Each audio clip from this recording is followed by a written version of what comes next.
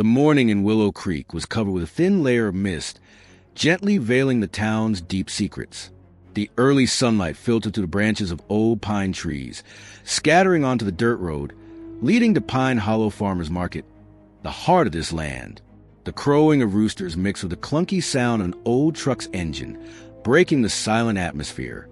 The driver was none other than Tom Bradley, a big, slow-moving farmer that the whole town called the gentle giant of Pine Hill.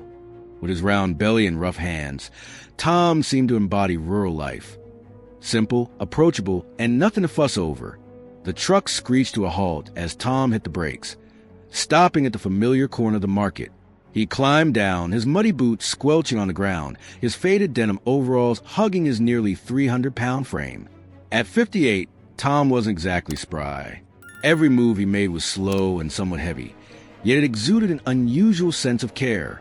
He opened the truck bed, pulling out wooden crates filled with juicy red tomatoes, golden potatoes, and vibrant bunches of fresh kale. The early morning crowd started to gather familiar faces from Willow Creek, and they greeted Tom with friendly smiles. "Good morning, Tom." Mrs. Elsie Harper, a 70-year-old woman with silver hair and sharp eyes, approached. She draped a woolen shawl around her shoulders, her voice warm like a hot cup of tea on a winter day. "Take a look at these tomatoes. They're as beautiful as a painting. They're from your grandma's seeds, right?" Tom looked up, flashing a gentle smile that crinkled his eyes behind his slightly fogged glasses. "That's right, Mrs. Elsie. It's your grandma's old one. I kept it because it's valuable. There are some things you should never lose." His voice was deep and steady, carrying the distinctive tone of a Midwesterner, simple yet sincere. He placed each tomato on the wooden table with an unusual gentleness, his rough hands moving precisely as if arranging a piece of art. Elsie nodded, watching him with a hint of curiosity she couldn't hide. She always sensed something different about Tom, though she couldn't pinpoint exactly what it was. Maybe it was the way he did everything quietly, without rushing, yet always perfectly. "You remind me of those old soldiers," she said, half joking, half serious. "The way you arrange the tomatoes is like how they'd arrange gear in the military." Tom let out a soft chuckle, the deep sound resonating amidst the gradually bustling market. "You're exaggerating. I'm just a farmer. Nothing special about me." He bent down to pick up another crate of potatoes, but his eyes quickly scanned the crowd a fleeting, sharp glance, as if surveying a battlefield instead of a rural market. Elsie didn't notice, but that was a trace of the 8 years Tom had lived under a disguise, an old habit he could never shake. Pine Hollow Market started to get busier as the sun climbed higher. The sounds of laughter, the clatter of carts, and the aroma of freshly baked bread from Mrs. Mary Chen's stall mingled in the air. Tom stood behind his stand, exchanging a few words with regular customers, always keeping a friendly smile on his face. But beneath that friendly exterior, his mind was far from relaxed.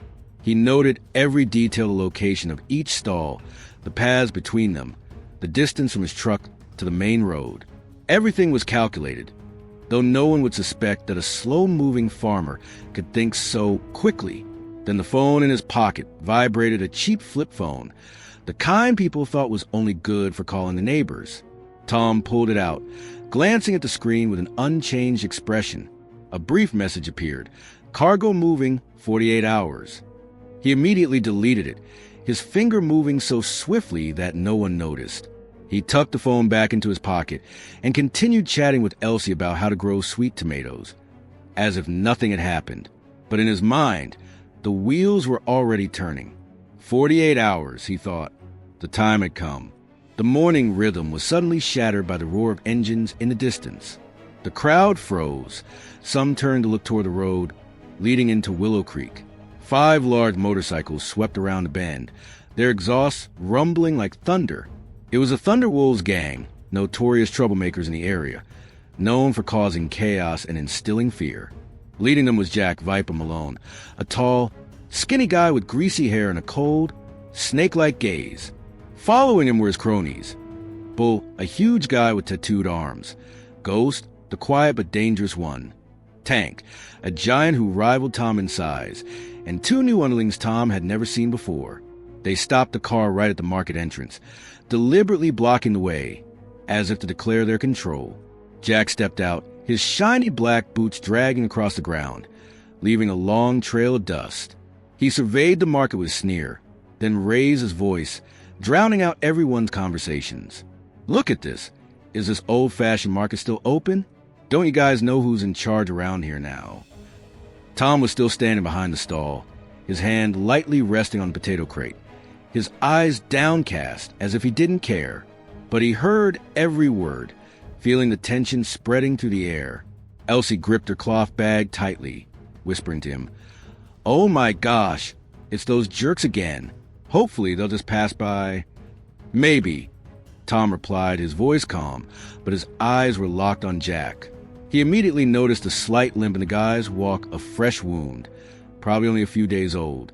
He also spotted the gun, but sticking out from under Jack's leather jacket, something the guy had never openly carried before.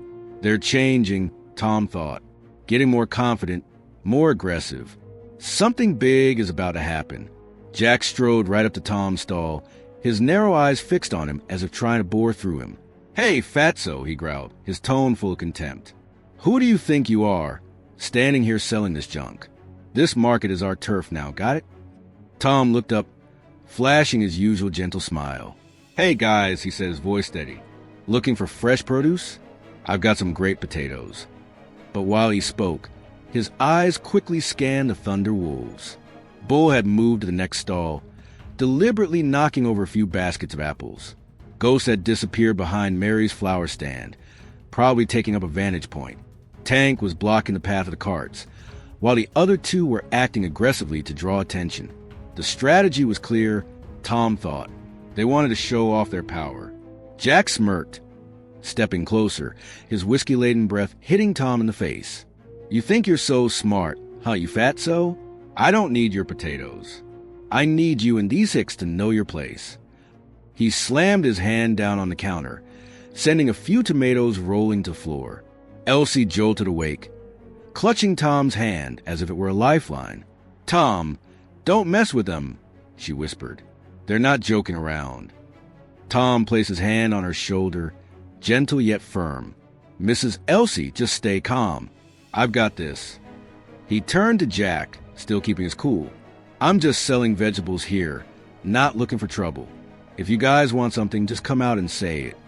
Jack squinted, seemingly taken aback by Tom's calmness. There was something in his voice, not fear, not defiance, but a subtle confidence that made him pause for a moment.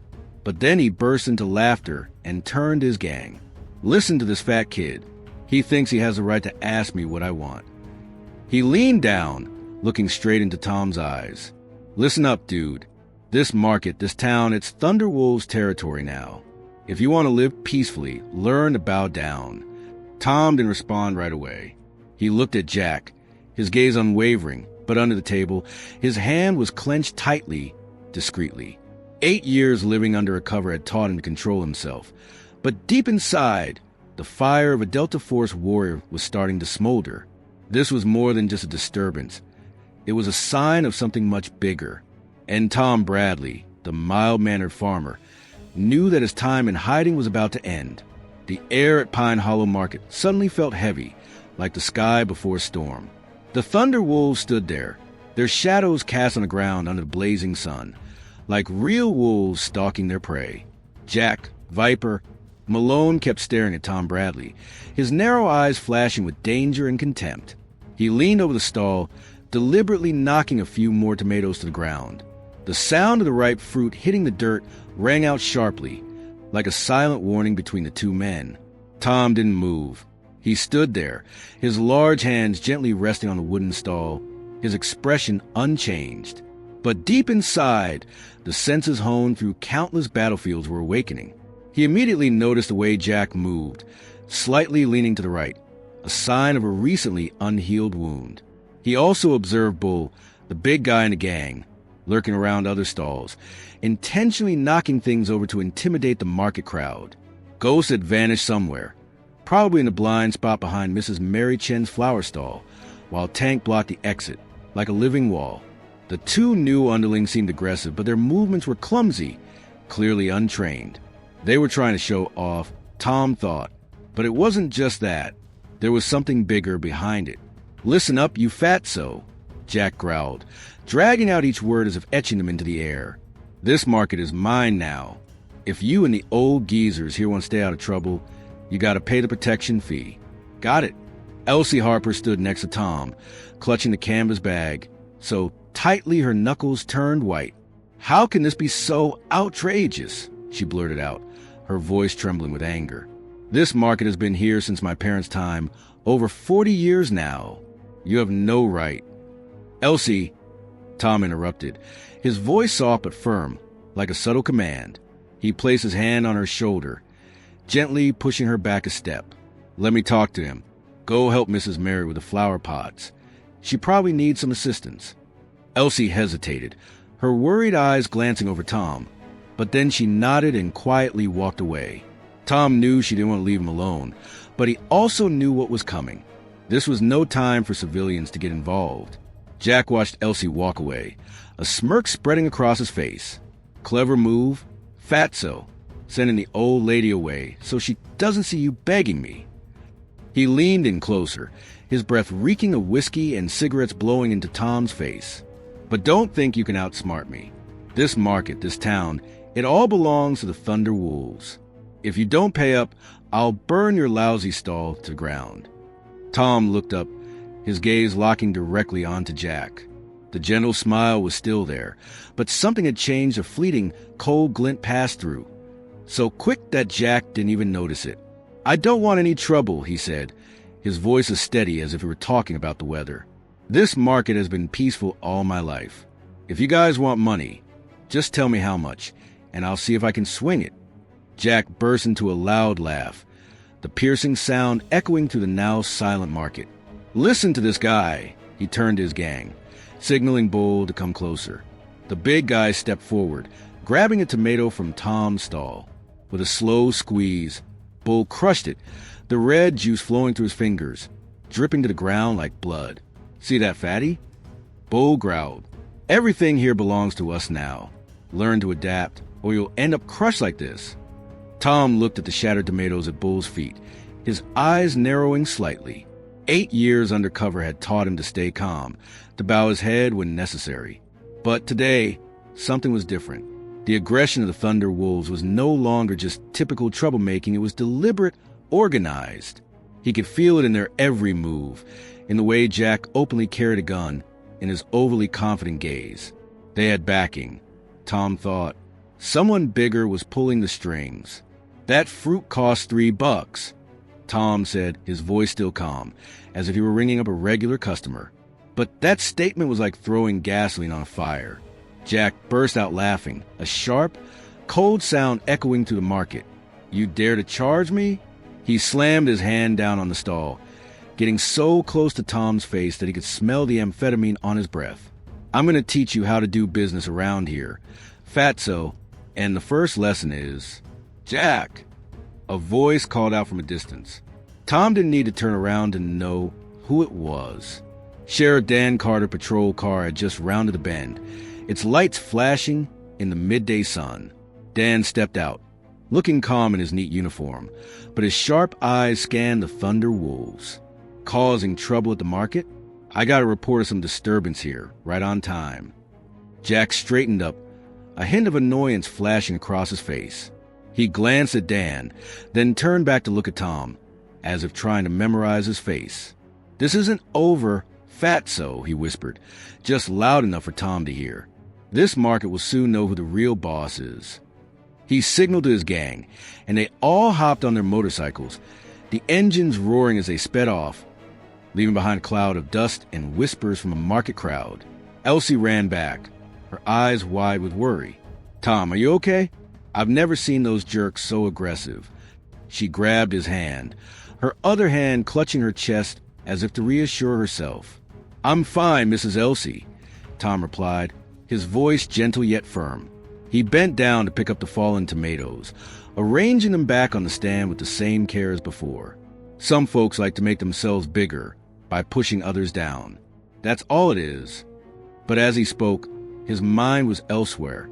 He flipped open his phone and checked the deleted messages again. 48 hours. He repeated in his head.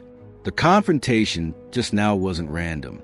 The Thunder Wolves were testing the reaction, probing the town's strength. Jack wasn't acting alone. Someone was behind him, and Tom knew he needed to find out who that was. As the market slowly returned to its daily rhythm, Tom continued his work, chatting with customers, laughing as if nothing had happened. But beneath that gentle exterior, he was calculating. He looked out at the main road, where Dan Carter's car had just disappeared from view. His time playing the simple farmer was almost up. 8 years of hiding, 8 years of patience, all leading to this moment. The Thunder Wolves didn't know they had just kicked a hornet's nest, and Tom Bradley, with his rough hands and warrior's heart, was ready to strike back. Tom picked up the last tomato, placed it on the stall, his eyes quietly scanning the horizon.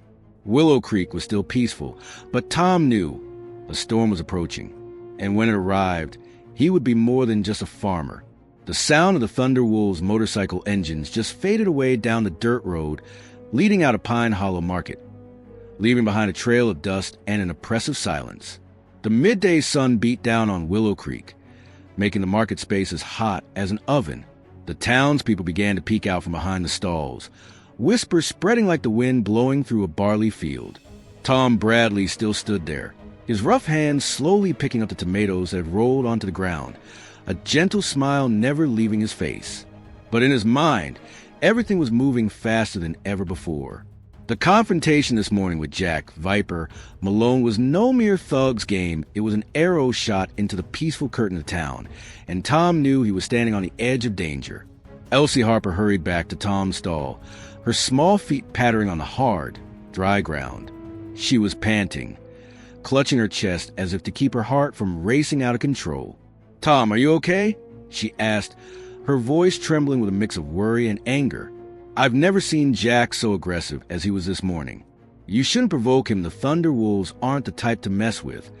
Tom looked up, his eyes squinting behind his fogged-up glasses, and gave a gentle smile as if comforting a child. "I'm fine, Mrs. Elsie. It was just a little spat, nothing major. Don't worry about it." He bent down to pick up another tomato, placing it on the stall with an unusual care, as if it were a precious item. But his gaze didn't linger on the produce. It swept across the market, noting every small change. Mrs. Mary Chin at the flower stall was wiping sweat from her forehead, clearly still shaken after Bull knocked over some of her pots. A few other vendors were whispering to each other, their eyes glancing at Tom with a mix of curiosity and caution. The air in Pine Hollow now felt heavy, like a silent storm slowly rolling in. "A little argument, huh?" Elsie snapped, hands on her hips, looking every bit like a grandma scolding her grandchild. "Did you see the way Jack was looking at you? He's not just after money, Tom. He wants to make an example out of you for the whole town. And you, oh my God, you're at the top of his list." She sighed, sitting down on the folding chair next to the stall, her eyes clouded with age, gazing down the road into town. "Willow Creek used to be the most peaceful place I knew. Every house had its door open, kids playing in the fields. Now, I don't recognize it anymore." Tom was silent for a moment, sitting down next to her. He pulled a handkerchief from his denim overalls pocket and slowly wiped the sweat from his forehead, almost like a ritual. "Times are changing, Mrs. Elsie," he said, his voice deep like he was telling an old tale. "But not everything always gets worse. Sometimes all it takes is for someone to stand up and things will be okay again." He gently patted her shoulder, stood up to continue his work, but inside, memories from 8 years ago resurfaced. He used to be a ghost on the battlefield, a Delta Force soldier leading missions that even the military wanted to bury. Now, he was Tom Bradley, the gentle farmer of Pine Hill, but that facade was starting to crack. The midday passed under the scorching heat of the American West. The sun hung lazily in the sky, casting its blazing rays down on the market, which was now starting to thin out. Tom sold the last few crates of vegetables, chatting with regular customers in his usual friendly tone. "These tomatoes are really sweet. Give them a try," he said to old Bill from the gas station, who had just bought a bag of potatoes. "Thanks, Tom. You always have the best stuff," Bill replied. flashing a toothless smile before walking away. Every word, every nod from Tom was part of the facade he had built over the past 8 years, a facade so perfect that no one suspected a thing. But as he was securing the last wooden crate onto the truck, a familiar sound echoed from the distance. The roar of motorcycle engines, this time closer and more fierce, like the growl of a pack of wild beasts. Tom froze, his hands paused midair. He turned his head, his sharp gaze scanning the dirt road leading to the market. 5 large motorcycles sped around the bend, dust swirling thickly behind their wheels. The Thunderwolves were back, and this time, they weren't here to chat. Jack Viper Malone led the way, his eyes blazing with undisguised fury. He stopped his bike right at the entrance to the market, jumping off with a more menacing demeanor than he had in the morning. Bull, Ghost, Tank, and 2 new thugs followed behind, this time carrying clubs, chains, and a few rusty iron bars, clearly not for play. The people of Pine Hollow immediately backed away. Some hurriedly packed up their things and ran home, while others stood frozen, not daring to breathe heavily. Elsie grabbed Tom's hand, her voice frantic. "Tom, they're back. You gotta call Sheriff Dan right now or we're all dead." Tom placed his hand on her shoulder, his eyes never leaving the Thunder Wolves. "You stay right here," he said, his voice low but as solid as granite. "I'll handle this." He stepped out from the stall, moving slowly but without hesitation, his large frame blocking the thugs from the crowd. The air in Pine Hollow Market was now as tense as a string about to snap, a moment of silence before everything exploded. Jack approached, the wooden stick in his hand tapping rhythmically on the ground, each thud counting down to violence. "Who the hell do you think you are, you fatso?" he growled, his eyes bloodshot with anger, or maybe something stronger than the whiskey Tom had smelled this morning. "I made it crystal clear. This market is mine, and you dare to play smart with me? Fine, I'll teach you some manners." Tom stood still, his arms hanging loosely at his sides, but his body was in a ready stance, a stance that only those trained for years would recognize. "I don't want to fight," he said, his voice as calm as if he were negotiating the price of vegetables. "This market is where people make a living. Whatever you guys want, just say it straight, and I'll see if there's a way to resolve it." He looked straight into Jack's eyes, his gaze unwavering, as if he were reading the guy. Jack burst into laughter, the sharp sound echoing through the silent market. "Listen to this guy." He turned to Bull, signaling. "Teach him a lesson. Let him know his place in this damn town." Bull stepped forward, raising the stick in his hand, a nasty grin revealing his yellow teeth. He swung the stick down, aiming straight at Tom's shoulder with enough force to break an ordinary person's bone. But Tom was no ordinary guy. He leaned to one side with a swift move that no one expected from a 300-pound dude. The stick whizzed past his shoulder, slamming into ground with dry thud. Bull was stunned, and before he could react, Tom stepped forward, his left hand grabbing Bull's wrist, his right hand giving a slight twist. A sharp crack echoed, not a bone breaking, but a joint dislocating, and Bull roared in pain, dropping the stick to the ground, staggering back, clutching his arm and groaning. Jack's eyes widened, the confidence on his face starting to crack. He didn't get to finish his sentence before Tom turned to look at him, his gaze as cold as steel. "I already told you," Tom repeated, his voice so low it was almost a whisper. "Don't push me." He stood tall, his large frame motionless in the middle of the market, but his presence was no longer that of a gentle farmer, it was a living warning.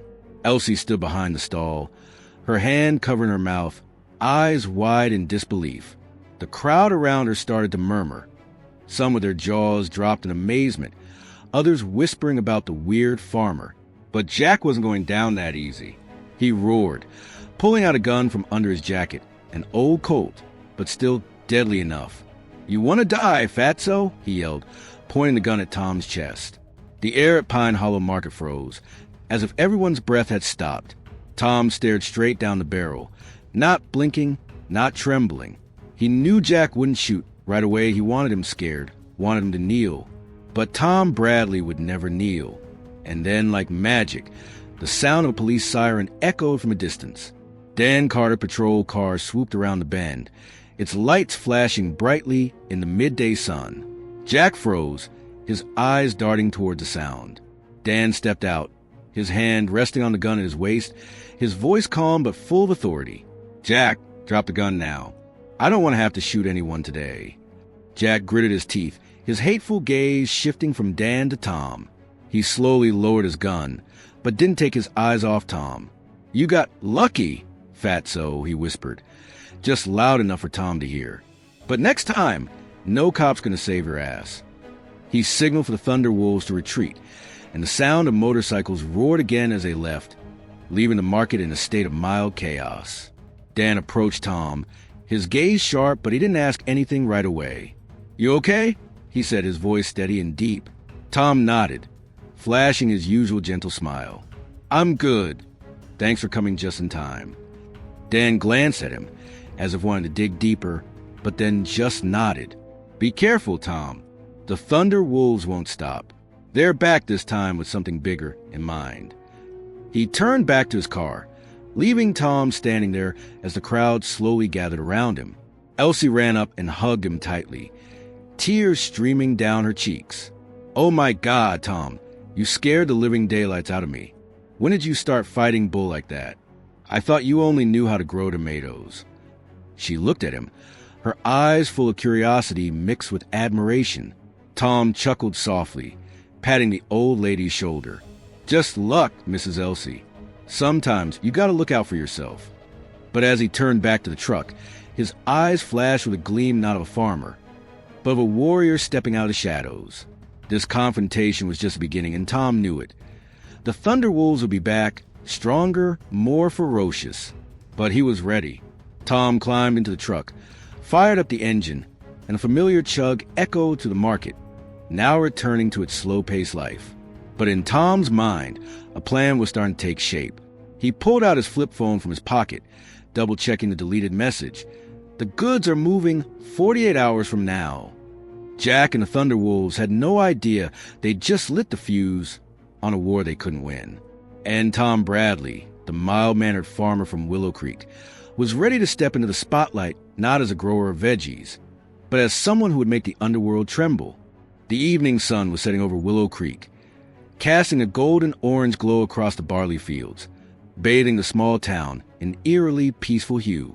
The old truck engine of Tom Bradley rumbled as he drove back to his farm on Pine Hill, a few miles west of the Pine Hollow Market. The tense confrontation with the Thunder Wolves still echoed in his mind, but his face showed no sign of it. Still wearing a gentle smile, his eyes squinting as if savoring the fresh air of home. But beneath that exterior, Tom was calculating. The encrypted message from this morning, "Cargo moving 48 hours," was not just a warning. It was a sign of something bigger, and he knew he couldn't sit still any longer. Tom stopped his car in front of the farm gate and got out with his usual slow gait. His farm was nothing special, just an old wooden house with faded shingles, a small cow shed, and a few patches of land for vegetables stretching down the hillside. To outsiders, it was just the home of an ordinary farmer, maybe a bit messy because the owner rarely cleaned up, but to Tom, it was more than just a home, it was a fortress, a command center built over the past 8 years. He walked into the house, shut the door, and the quiet of the afternoon was immediately broken by a small sound of beep from the flip phone in his overalls pocket. He pulled it out and opened it with a swift motion that didn't resemble a farmer at all. The screen lit up, displaying a new message. "Big package. Delivery point at Willow Creek. Prepare." Tom read it and immediately deleted it, his eyes darkening. This wasn't unexpected news. He had long suspected that Thunderwolves were more than just a gang of troublemakers. But the scale of this big package made him think. He stuffed the phone into his pocket, walked through the modest living room with its worn-out armchair and dusty wooden table, and headed straight to a small door leading to the storage shed behind the house. The door looked nothing special, old and worn, with peeling paint and a cheap lock that anyone could break. But when Tom turned the key in a strange sequence 3 times to the left, 2 times to the right, a discreet click sounded. He pushed the door open, stepped inside, and the space within was completely different from the rustic exterior of the farm. This was his secret command center small room, but equipped like a miniature military base. Computer screens lined the walls, blue lights blinked from surveillance devices, and a central control panel was full of buttons and switches. All of it was hidden behind a false wall that even a professional search team would struggle to detect. Tom sat down in his chair and powered up the system. The screens lit up simultaneously, displaying images from the dozens of cameras he had installed around Willow Creek, from Pine Hollow Market, the main road, to the hidden alleys in town. He typed a series of commands, and a large screen began analyzing the data, a map of the area, vehicle routes, and traces of Thunderwolves' activity over the past 24 hours. Today wasn't the first time he had done this. For the past 8 years, he had been quietly monitoring everything, waiting for the day these scattered pieces would come together to form a clear picture. And now, it was gradually coming into view. The phone rings, not the cheap flip phone, but an encrypted device hidden under the dashboard. Tom picks up, his voice steady and calm. "Talk to me, Pete." On the other end is Pete Martinez, the FBI liaison who worked with Tom back in his Delta Force days. Pete's voice sounds tense, a stark contrast to his usual playful tone. "Tom, you were right. The Thunderwolves aren't just causing trouble. We just intercepted a signal from an encrypted source about a major shipment going through Willow Creek. Weapons, Tom. Not just handguns or shotguns, but heavy military-grade stuff." Tom squinted, his fingers quickly tapping on the keyboard to check the satellite data. "What's the scale?" he asked, his voice steady, but inside his heart rate had ticked up a beat. "Bigger than I thought," Pete replied. "Automatic rifles, grenades, maybe even guided missiles. The delivery point is an old warehouse near the north edge of town. And Tom, this isn't just some motorcycle gangs doing there's someone bigger pulling the strings. We suspect it's a smuggling network stretching from Montana to Mexico." Tom stopped typing and stared intently at the screen displaying the Willow Creek map. The old warehouse Pete mentioned was about 10 miles from his farm, a perfect spot to stash goods. Remote, hardly any traffic, and with a direct road leading to the highway. He recalled this morning's confrontation with Jack the Colt gun he carried, his limping gait, his unusual aggression. They're armed, Tom thought, and they're more confident than ever. "Pete, I need more info," Tom said, his voice low but sharp. "Who's behind the Thunderwolves? And where's this shipment headed after Willow Creek?" Pete sighed over the phone. "We're not sure yet, but there are signs of a big player, possibly a former military guy or a private organization. This stuff isn't just for retail, Tom. It's more like prepping for a war. How are things on your end? Any movement from the Thunderwolves?" Tom glanced at the camera screen showing the Pine Hollow Market scene from that morning. The moment Jack pointed a gun at his chest, his eyes bloodshot from anger and drugs. "They just tested me today," he replied. "Twice. The first time was a threat. The second time, they were actually going to hit me. But Dan Carter showed up just in time, making them back off." Pete let out a soft chuckle, but couldn't hide his worry. "You still keeping up the act? A chubby farmer taking down a bunch of thugs sounds like a joke." "The cover's still good," Tom said, a smirk playing at the corner of his mouth. "But they're changing, Pete. Jack's openly carrying a gun now. That's not like the old Thunderwolves. Someone's training them, or at least they're better equipped now." "All right," Pete sighed. "I'll send more data through the secure channel. But Tom, listen, if this is the big weapons network we suspect, you can't handle it alone. I'll send someone down to help." "No need," Tom cut in, his voice as firm as a nail in wood. "I need the freedom to act. If you send someone down now, the Thunderwolves will sniff it out. Let me investigate further. In 48 hours, when the shipment arrives, I'll find a way to trace its origin first." Pete was silent for a moment, then nodded over the phone. Tom could imagine that reluctant nod. "All right, but be careful. You're not with Delta Force anymore, Tom. Now you're just a farmer, at least on paper." Tom chuckled softly and turned off the machine. He stood up, stepped out of command center, and locked the door with the same complex sequence he used to enter. Outside, the sunset had completely faded, giving way to the night that enveloped Willow Creek. He stood on the porch, gazing out at the pitch-dark field, the sound of crickets chirping filling the cool air. But his mind was not as peaceful as the scenery. He knew the Thunderwolves wouldn't stop at just disrupting the market. They were pawns in a much larger game, and Willow Creek was a chessboard. He stepped into the barn, where he had hidden some more equipment, a small signal scanner and a few infrared cameras. He turned on the scanner, adjusting the frequency to detect signals from the north side of town. After a few minutes, a series of strange sound waves appeared on the screen, not civilian signals, but military encryption. Pete was right, Tom thought. This isn't just some gang's game. Tom turned off the tractor, headed back home. But before going inside, he paused to gaze at the star-filled sky. 8 years living under a false identity had taught him patience. But now it was time to act. The Thunder Wolves didn't know who they had just messed with, and neither did the mastermind behind them. Tom Bradley, the gentle farmer, was about to step out of the shadows. And when he did, all of Willow Creek would feel the impact. The pitch-black night enveloped Willow Creek, the darkness thick like a heavy blanket pressing down on the vast barley fields surrounding Tom Bradley's farm. The stars twinkled in the sky like curious eyes, silently observing the farmer standing on the porch of his old wooden house.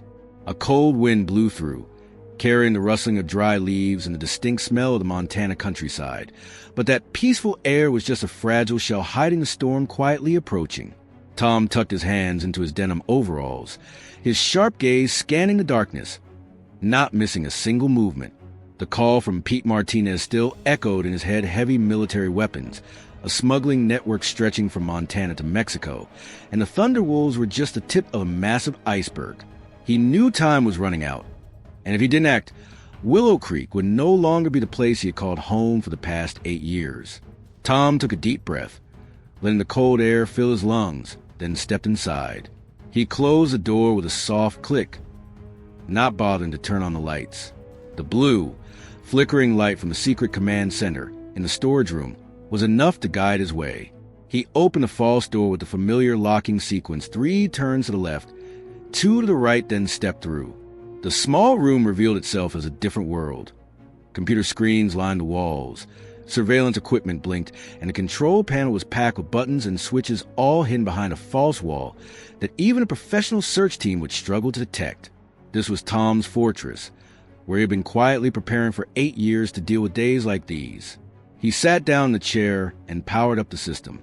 The screens lit up simultaneously, displaying images from dozens of cameras he had installed all over Willow Creek, from Pine Hollow Market, the main street, to the hidden alleys in town.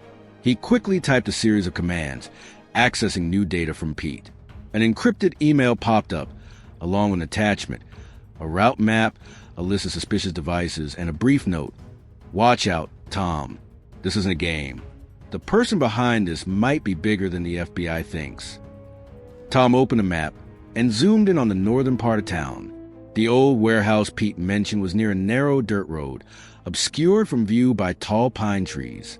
He adjusted the infrared camera to check for any movement, but there was none at the moment. Yet, he knew this was just the calm before the storm. Tom switched to the equipment list. M4 automatic rifle, fragmentation grenades, Javelin anti-tank missiles. The kind of weapons the U.S. military controls so tightly that even regular soldiers rarely touch them. Tom squinted, his fingers tapping rhythmically on the table. This isn't your average black market stuff, he thought. Someone with a lot of power is playing this game, and Thunder Wolves are just pawns. He stood up and walked to the safe in the corner of the room. Opening it, inside was his old combat gear, light armor, bulletproof gloves, and a few items from his Delta Force days. He gently brushed the worn fabric, memories of those smoky days flooding back. The sound of gunfire, the smell of gunpowder, and the eyes of his comrades before they fell. But he closed the safe. Not yet, he told himself. He still needed his cover. At least until he could identify who was behind all this. The sound of the encryption device's bell rang out, pulling Tom from his thoughts. He picked up the phone, and Pete's voice came through, sounding more tense than before. "Tom, there's new info. We just intercepted an encrypted communication from north of Willow Creek. We couldn't decrypt it all, but the keywords delivery and area control came up. What do you think?" Tom sat down, his fingers quickly tapping to run the decryption program he had written back in his military days. "It matches a message I received," he replied, his voice steady but his heart rate picking up a beat. The shipment will arrive within 48 hours, maybe sooner. If they say control the area, it's not just about transporting weapons, Pete. They want to turn Willow Creek into a transshipment point, or worse, a disguised military base. Pete was silent for a moment, then sighed over the phone. Tom, you're treading a dangerous line here. I know you're good heck. You're one of the best I've ever worked with, but if this is as big a network as I suspect, you're going to need backup. I can send a team down discreetly. No one will know. No, Tom cut in, his voice as firm as a nail in wood. I need to operate freely. If you send people down, the Thunderwolves or whoever is behind them will catch a whiff. I'll dig deeper myself. Send me all the data you have, routes, suspect identities, anything. Pete muttered something, probably a curse, then agreed. All right, but if you die out there, don't expect me to show up at your funeral. Sending the data through a secure channel. Be careful, Tom. The call ended, and Tom turned back to his screen. A series of new files popped up. Satellite images, Thunderwolves activity reports from the past week, and a short list of potential suspects. No specific names, but one stood out. Former military officer, retired 3 years ago, linked to international smuggling. Tom squinted. A former soldier, he thought, could be an old friend or an old enemy. He switches to the camera screen, rewinds the footage from Pine Hollow Market this morning. Jack, Viper, Malone appears clearly, a Colt in his hand, eyes bloodshot from drugs or rage, limping from a fresh wound. Tom zooms in on the image, focusing on the gun. That's no ordinary Colt. It's engraved with a military insignia, a type only issued to Special Forces. Jack didn't find this on his own. Tom thinks. Someone gave it to him, and someone knows how to cover their tracks. He fast forwards, stopping at the part where Bull swings his club, and he dodges the blow. His move is swift, but he deliberately makes it look clumsy to maintain his cover. The crowd at the market might think he's lucky, but Jack is different. His look as he leaves is not just hatred, but suspicion. Tom stood up, stepped out of the command center, and locked the door behind him. He walked around the farm, checking every corner out of an old habit from his Delta Force days. The cattle barn looked normal with a few cows chewing on hay, the smell of manure lingering in the air, but he knew beneath the wooden floor was a small arsenal.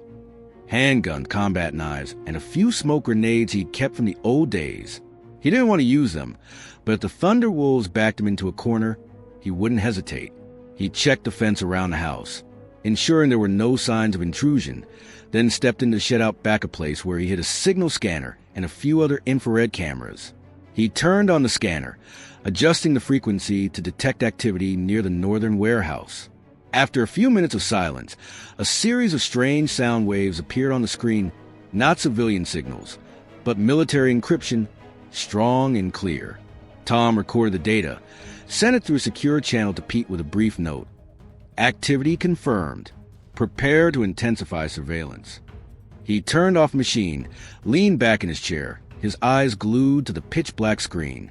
The Thunderwolves had no idea who they were up against, and neither did the mastermind behind them. But Tom knew full well he was no mere farmer. He was a warrior, and Willow Creek was a battlefield he would not lose. The sound of an engine echoed from a distance, pulling Tom out of his thoughts. He stood up, stepped onto porch, and scanned the road leading to farm. A small pickup truck glided by, its headlights off not a local's vehicle. Tom squinted, recognizing the silhouette of Ghost, a silent member of the Thunderwolves gang behind the wheel. Spying, Tom thought. They're watching me. He stayed still, letting Ghost think he was clueless. The truck disappeared around the bend, but Tom knew they'd be back not to threaten, but to act. He returned home, grabbed a can of beer from the fridge, and sat down on the porch. He took a sip, letting the bitter taste slide down his throat, but his mind wouldn't stop analyzing. The Thunderwolves weren't acting alone. Jack's aggression, the military weapons, and the encrypted messages all pointed to a bigger puppet master.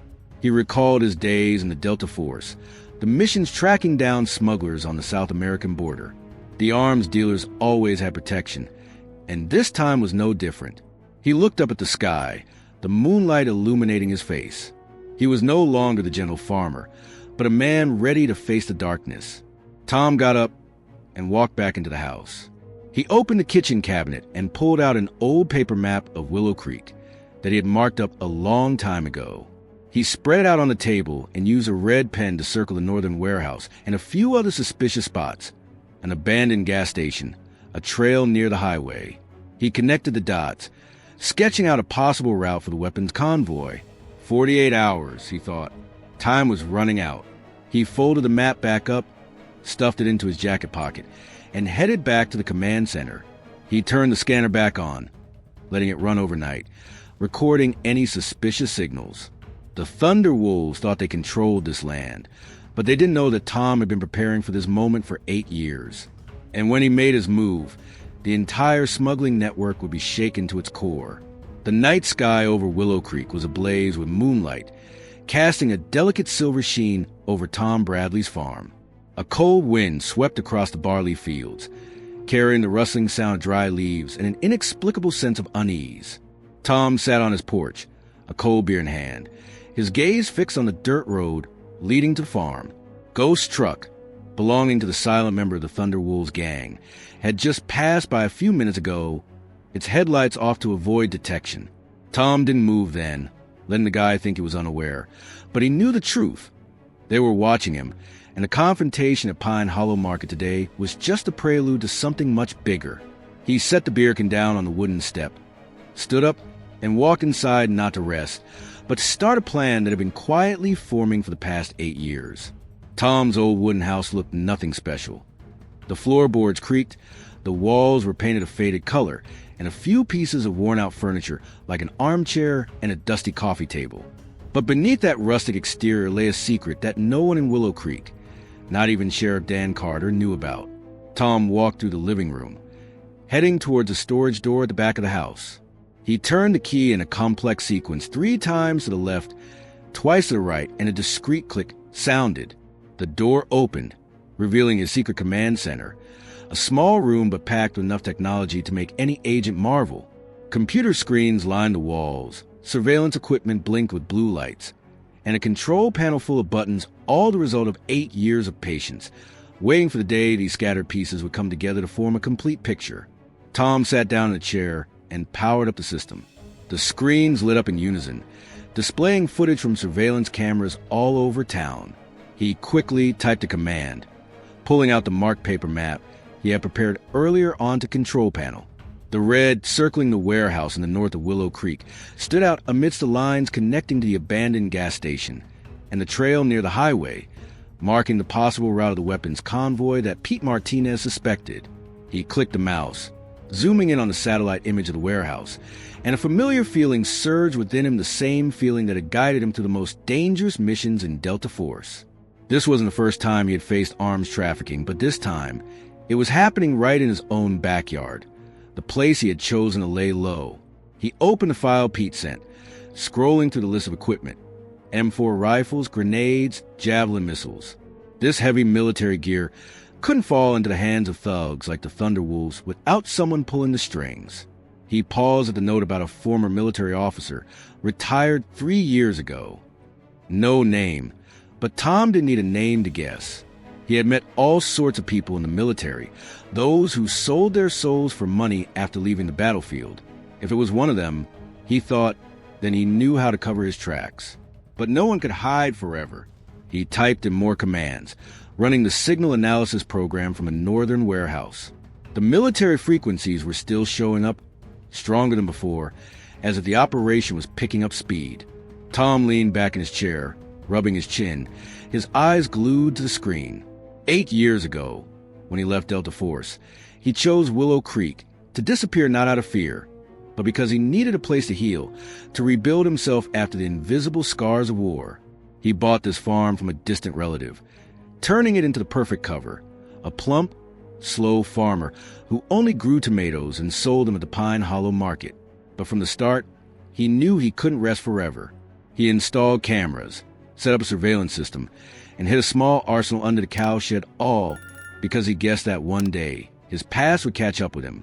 And now it had arrived in the form of the Thunderwolves and the mysterious puppet master behind them.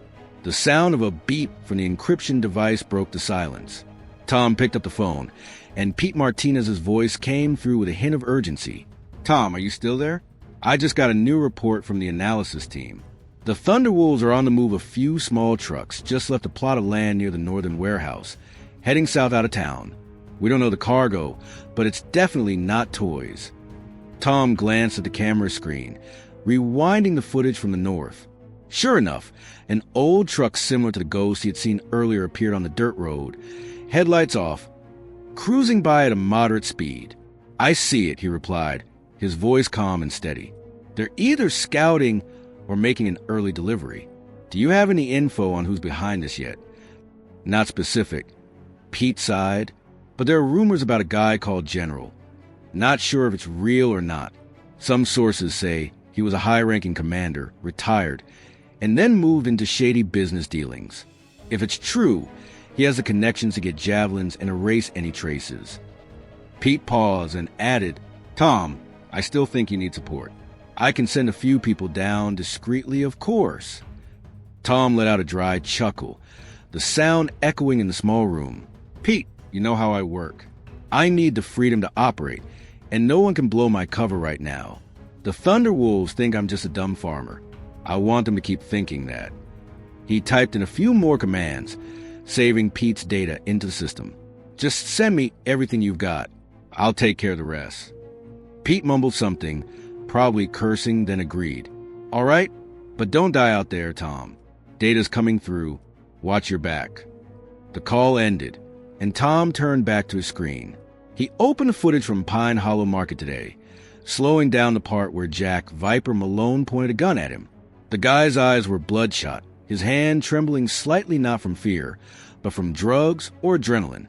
Tom zoomed in on the Colt, noting the military markings on the gun's body. Not your typical black market stuff. He thought, someone in the military, or who used to be, is arming them. He got up, stepped out of the command center, and locked the door behind him. He walked around the farm, checking the fence, the cattle pen, and the barn. Each step was part of an old routine from his Delta Force days. The cattle pen was quiet, a few cows chewing on hay in the dark, but he knew beneath the wooden floor was a small weapons cache he had hidden. Handguns, combat knives, smoke, grenades enough for self-defense if needed. He didn't want to use them soon, but with the Thunderwolves getting more aggressive, he knew that day wasn't far off. The moon rose higher, illuminating the field. Tom turned back to the porch, sat down on an old chair, map in hand. He looked at the red marks he had circled, his gaze cold but determined. 8 years of patience had brought him here, not to run away, but to prepare.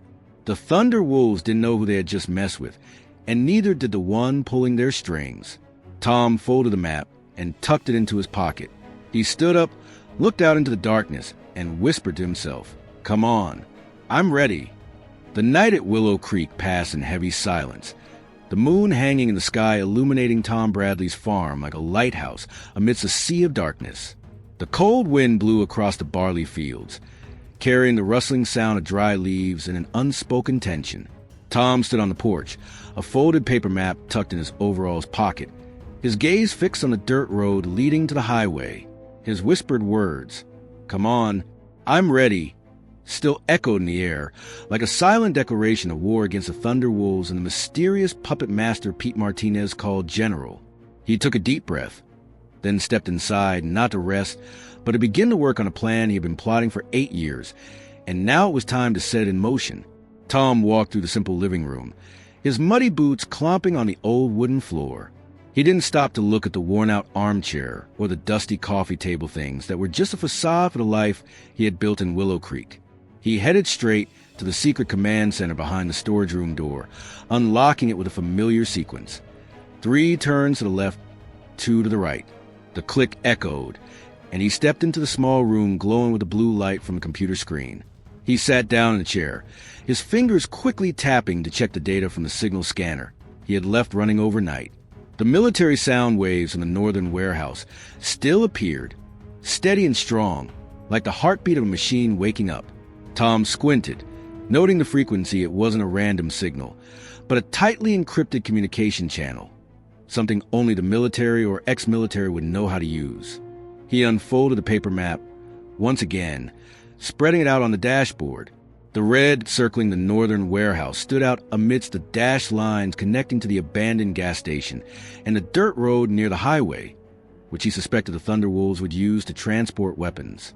He grabbed a red pen and circled another new spot, an empty lot near the southern edge of town, where Pete reported the Thunderwolves' truck had moved during the night. They're building a network, Tom thought, not just delivering. They want to control the entire area. He typed a command, switching to the surveillance camera feed of that empty lot. The image appeared hazy under the moonlight, but he could still make out tire tracks and a few figures lurking in the shadows, faces unclear, but their movements were stiff, organized, not like typical thugs. Tom leaned back in his chair, rubbing his chin, his eyes glued to the screen. 8 years of patience was no easy feat when he left Delta Force. He didn't just leave the battlefield. He left his entire life behind. The medals he never boasted about, the comrades he couldn't save, and the sleepless nights haunted by the sound of gunfire echoing in his head. Willow Creek was where he chose to heal, but he wasn't naive enough to think he could hide forever. He bought this farm, turning it into a hidden fortress. Cameras all over town, an arsenal hidden under barn, and this command center all to prepare for the day his past came back to collect its debt.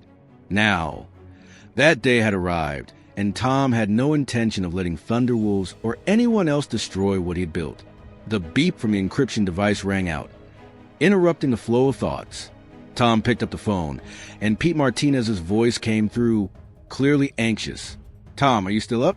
I just got new data from the satellite team. There's activity at the northern warehouse, not from trucks, but from people. Lots of people. They're setting up something that could be a communication station or a transfer point. What you see there."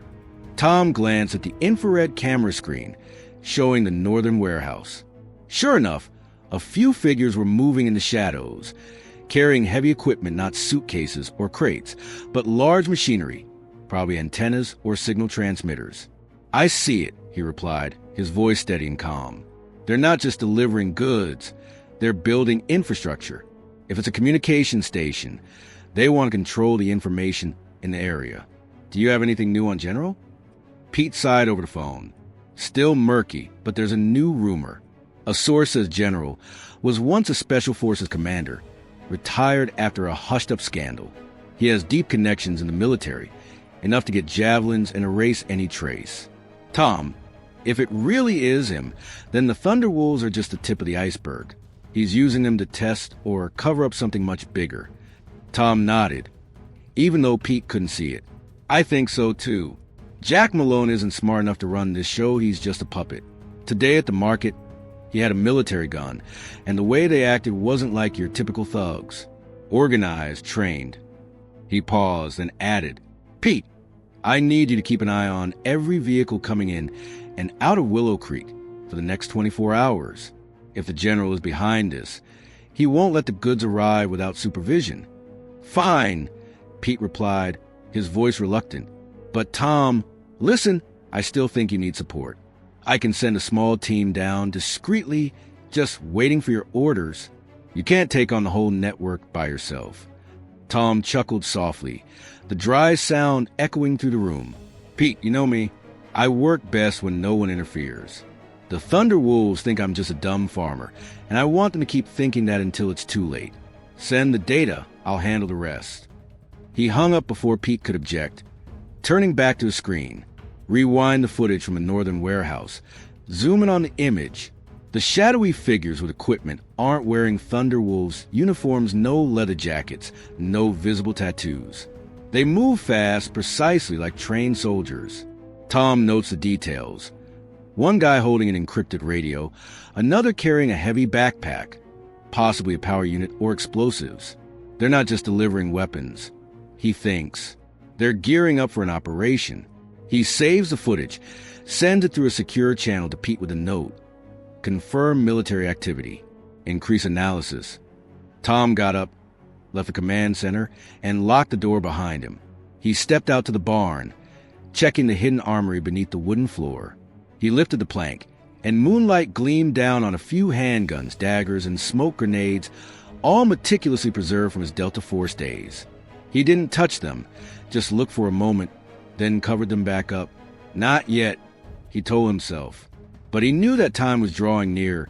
The Thunderwolves wouldn't stop at just scouting. He returned to the porch, sat down on the old chair, map in hand. He looked at the red marks he had circled, his gaze cold but determined. 8 years of patience were not for running away, but to build a perfect trap. The Thunderwolves thought they were hunting easy prey, but they didn't know that Tom had arranged everything to lure them into his own net. He stood up, looking out at the pitch-black field. The wind howled through like a warning, and Tom whispered into the darkness, "Just come. I'll make you regret it." The moon had risen high over Willow Creek, its silver light shining down on Tom Bradley's farm, highlighting the old lines of the wooden house and the barn behind it. The night wind grew colder, blowing across the barley fields with a rustling sound like a whisper from the earth. But Tom no longer sat on the porch to enjoy that peace. He stood in the shadows of the shed, his sharp eyes fixed on the dirt road leading into the farm where Ghost's truck had passed not long ago. His silent declaration of war, "Just come on, I'll make you regret it," was not just empty words. After 8 years of patience, Tom was ready to turn the Thunderwolves into prey in their own game, and tonight was the first step in luring them into the trap he had set. He returned home, stepping into the secret command center behind the storage room door. The familiar click from the lock sounded as he opened the door, and the blue glow from the computer screen welcomed him like an old friend. He sat down in a chair, quickly typing to check the data from the signal scanner that had been running overnight. The military sound waves from the northern warehouse were still showing up, steady and strong, but now there was a new, shorter, more urgent frequency, like an alarm signal. Tom squinted, noting the detail. They're speeding up, he thought. Maybe the shipment arrived early, or they know they're being watched. He unfolded the paper map on the control panel, comparing it with the satellite data Pete Martinez sent. The red dots he circled: the northern warehouse, the abandoned gas station, the vacant lot to the south, were no longer just suspicions, but living markers in the Thunderwolves' plan. He types in the command, switching the footage from the infrared camera at the northern warehouse. The image becomes clearer under the moonlight. Figures carrying heavy equipment moving quickly, setting up a structure that looks like an antenna or a signal transmitter. But this time, there's also a vehicle, not a small truck like Ghost, but a sleek black SUV, headlights off, parked hidden behind a row of pine trees. Tom zooms in on the image, trying to get a better look at the people inside, but the dark windows obscure all details. Not the Thunderwolves. He thinks, these are the General's people, or maybe even him. He saves the footage, sending it through a secure channel to Pete with a note, confirming unknown vehicle. Need identity analysis. Tom leaned back in his chair, rubbing his chin, his eyes glued to the screen. 8 years of patience was not just about waiting, it was about building. When he came to Willow Creek, he didn't just buy a farm to grow vegetables. He chose this place for its strategic location, close to the highway, easy to monitor, and secluded enough to hide his operations. He installed cameras all over town, hiding surveillance equipment in places no one would suspect: utility poles, pine trees, even trash cans at Pine Hollow Market. He dug a bunker under the cattle shed, hid a small arsenal, and turned this command center into the heart of a network he created to protect himself and the town, even if they didn't know it. The Thunderwolves thought they were up against some dumb farmer, but Tom turned their arrogance into a weapon against them. The beep from the encryption device sounded again, pulling Tom out of his thoughts. He picked up the phone, and Pete Martinez's voice came through, more urgent than ever. "Tom, are you still there? I just got data from the analysis team. The footage you sent from the vacant lot to the south shows signs of explosives. Not your regular grenades, but C4, the kind the military uses. And that warehouse to the north of the antenna isn't for regular communication. It could be a remote control station, used to trigger explosions or coordinate tactical operations." Tom sat up straight, his eyes darkening. "C4 in the control station," he repeated, his voice low but sharp. "They're not just handing out weapons. They're gearing up for something big. Do you have any new intel on General?" Pete sighed over phone. "It's just a rumor, but it matches what I've seen. A source said the General used the command's secret operations in the Middle East, great at building networks and erasing traces. If he's behind this, then the Thunderwolves are just a front. Tom, I'm serious. You need support. I can send a team down right now. Tom chuckled softly, the dry sound echoing in the small room. Pete, you know me. I do my best work when I'm free. Thunderwolves and the General think I'm easy prey, and I want them to keep thinking that. If you send someone down, they'll change their plans, and I'll lose the trail. Send me the data on the C4 and the control station. I'll handle it. He hung up before Pete could argue, turning back to his screen. Rewind the footage from the northern warehouse. Zoom in on the black SUV. The person stepping out of the car is tall, thin, wearing a long coat, and doesn't look like Jack Viper Malone or any of the Thunderwolves you've seen before. This guy moves slowly, confidently, like someone used to being in command.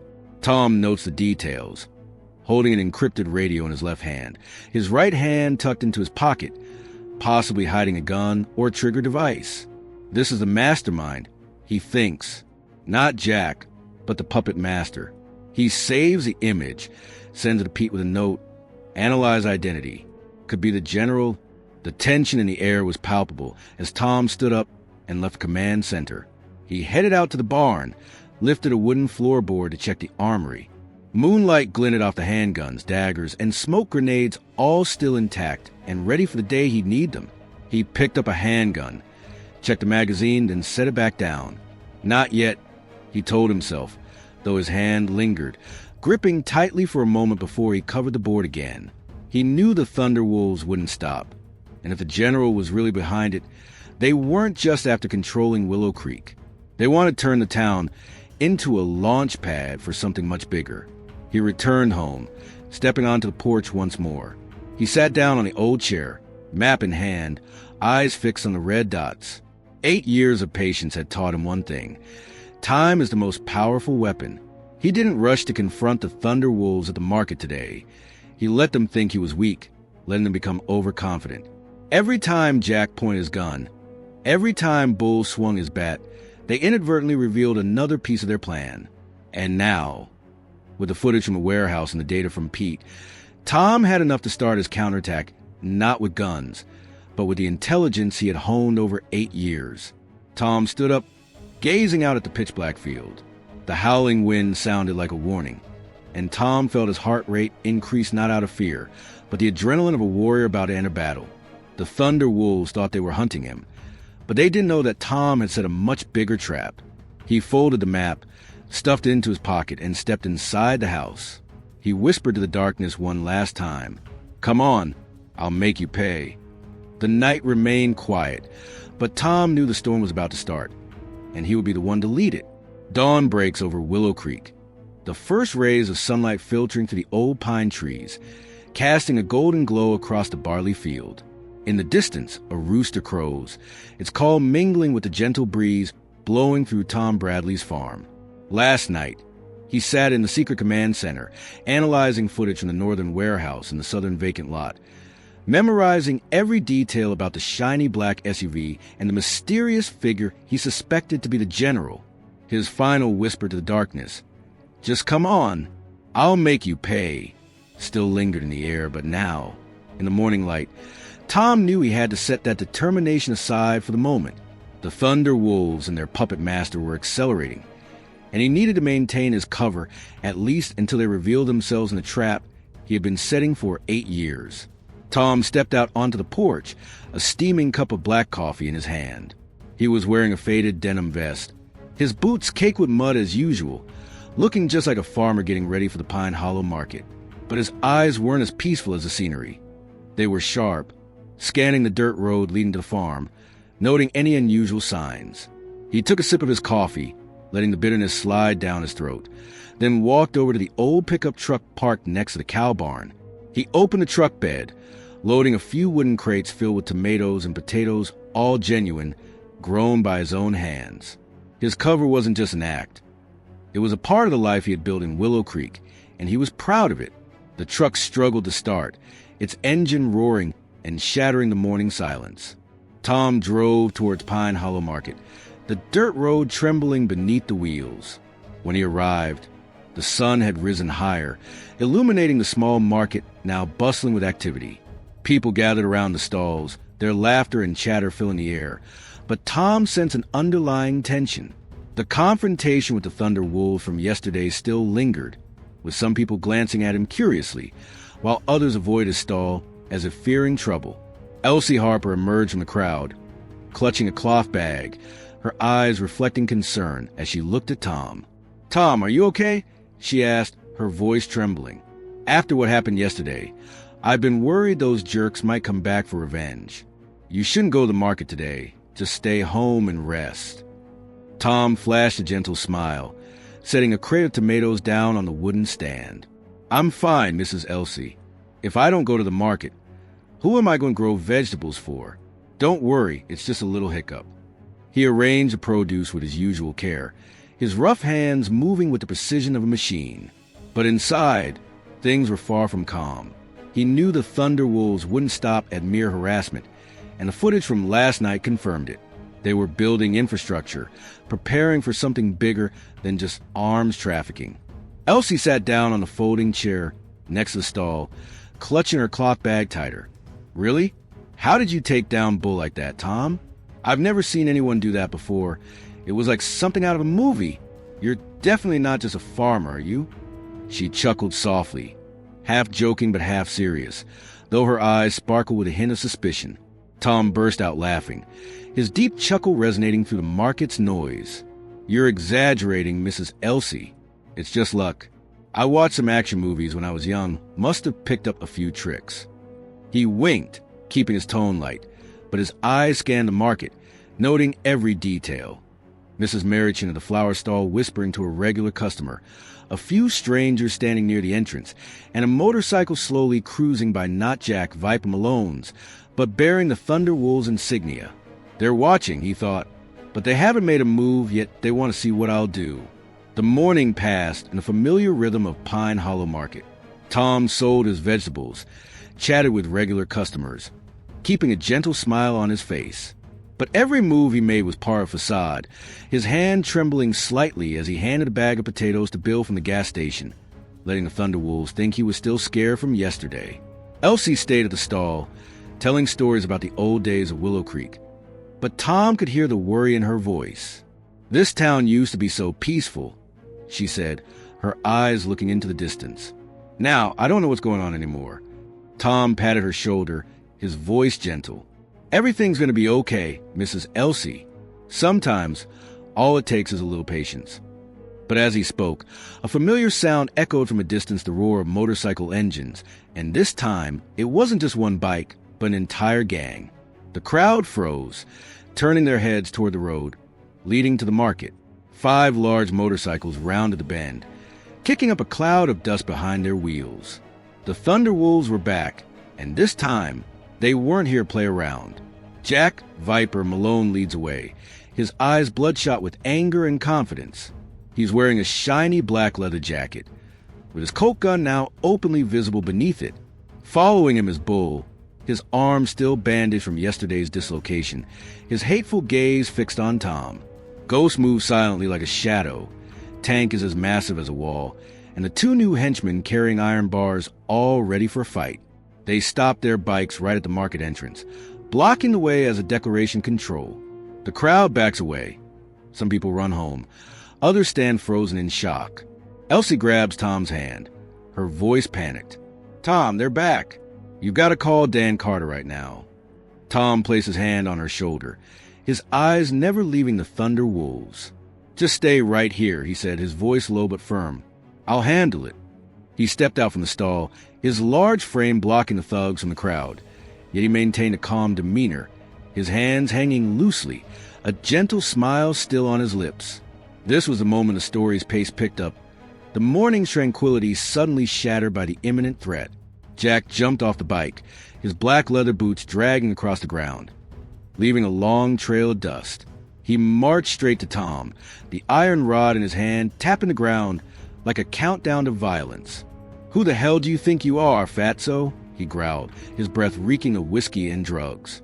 "I made it clear yesterday that this market is mine. You dare to play smart with me. Now I'm going to teach you some manners." Tom stood still, his gaze locked on Jack. "I don't want any trouble," he said, his voice steady as if he were haggling over the price of vegetables.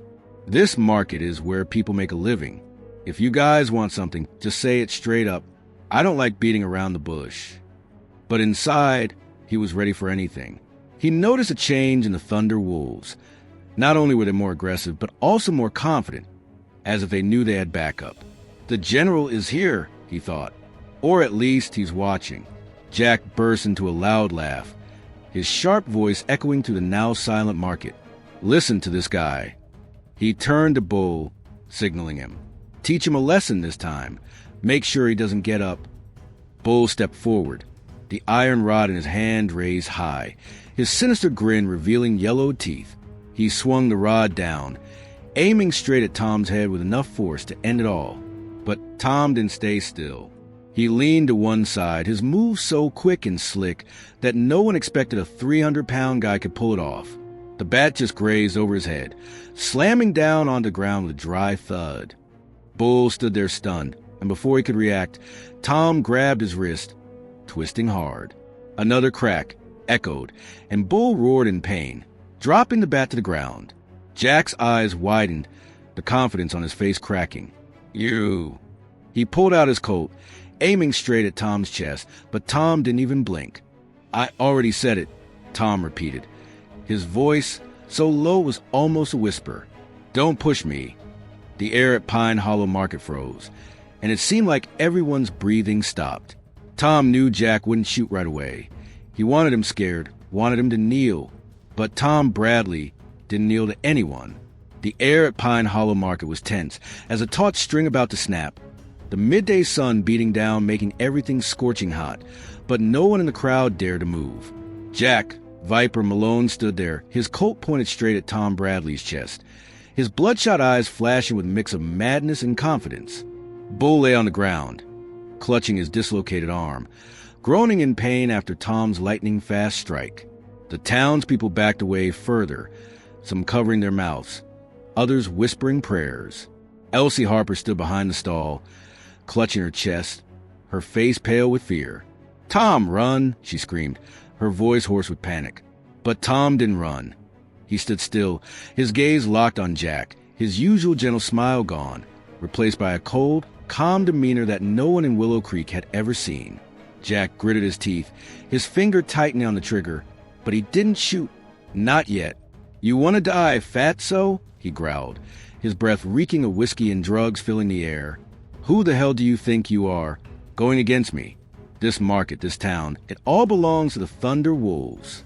You're just a damn farmer." He stepped closer, the gun barrel less than a foot from Tom's chest. But Tom didn't blink. He knew Jack wanted him to be scared, wanted him to beg for mercy. But he also knew the guy wouldn't dare shoot right in the middle of the market, not with the townspeople watching, and Sheriff Dan Carter possibly showing up at any moment.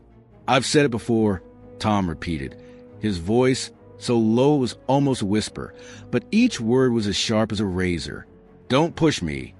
He stood motionless, his large frame like a wall between Jack and the crowd, but his hands hung loosely at his sides, not in surrender, but ready. He noticed a change in Jack's eyes, a flicker of doubt, a quick blink that showed he wasn't sure who he was up against. "Good," Tom thought. "Keep doubting. The more you doubt, the more you'll mess up." Jack burst into laughter, his sharp, cold sound echoing to the silent market, but it couldn't hide the tension in his voice. "Listen to this guy." He turned to the Thunder Wolves, signaling Tank to step forward. "Teach him a lesson. I want to see him on the ground." Tank approached, the giant towering over Tom by a head, his hands as big as sledgehammers gripping a long iron bar. He roared, swinging the iron bar down with enough force to shatter bones, but Tom wasn't about to stand there and wait for death. He leaned to the left, his move so swift that no one expected a 300-pound guy to pull it off. The metal bar whizzed past his shoulder, crashing to the ground with a deafening thud.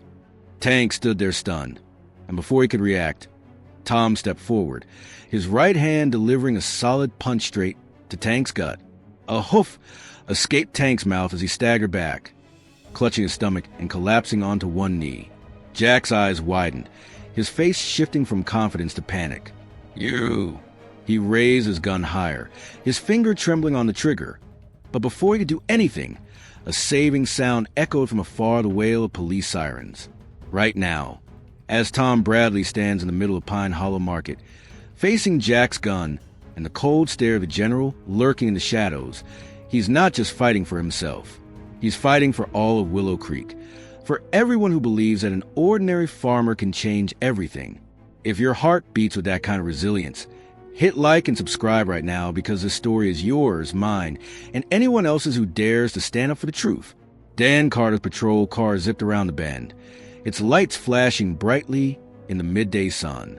The crowd breathed a sigh of relief, a few people cheering softly. Dan stepped out, his hand resting on the gun at his waist, his voice calm but full of authority. "Jack, drop the gun now. I don't want to shoot anyone today, but you know I will if I have to." He moved forward, his sharp gaze sweeping over the Thunder Wolves, pausing on Tom for a moment as if noticing something unusual, but he didn't say anything. Jack gritted his teeth, his hateful gaze shifting from Dan to Tom. He slowly lowered his gun, but didn't take his eyes off Tom. "You got lucky again, fatso," he whispered, just loud enough for Tom to hear. "But next time, no one's going to save you. This market will know who's boss, and you'll be begging me for mercy." He signaled the Thunder Wolves to retreat, the sound of motorcycles roaring as they left, leaving the market in a state of mild chaos. Bull and Tank dragged themselves onto their bikes, their eyes still glaring at Tom, but they knew today wasn't their day. Dan approached Tom, his gaze stern, but he didn't ask anything right away. "You okay?" he said, his voice steady and deep. Tom nodded, a gentle smile returning to his lips as if it had never left. "I'm good. Thanks for coming just in time, Dan. It was just a minor hassle." Dan shot a glance at him, his eyes seeming to dig deeper. "A small problem caused Bull and Tank to end up like that? You fight better than I thought, Tom."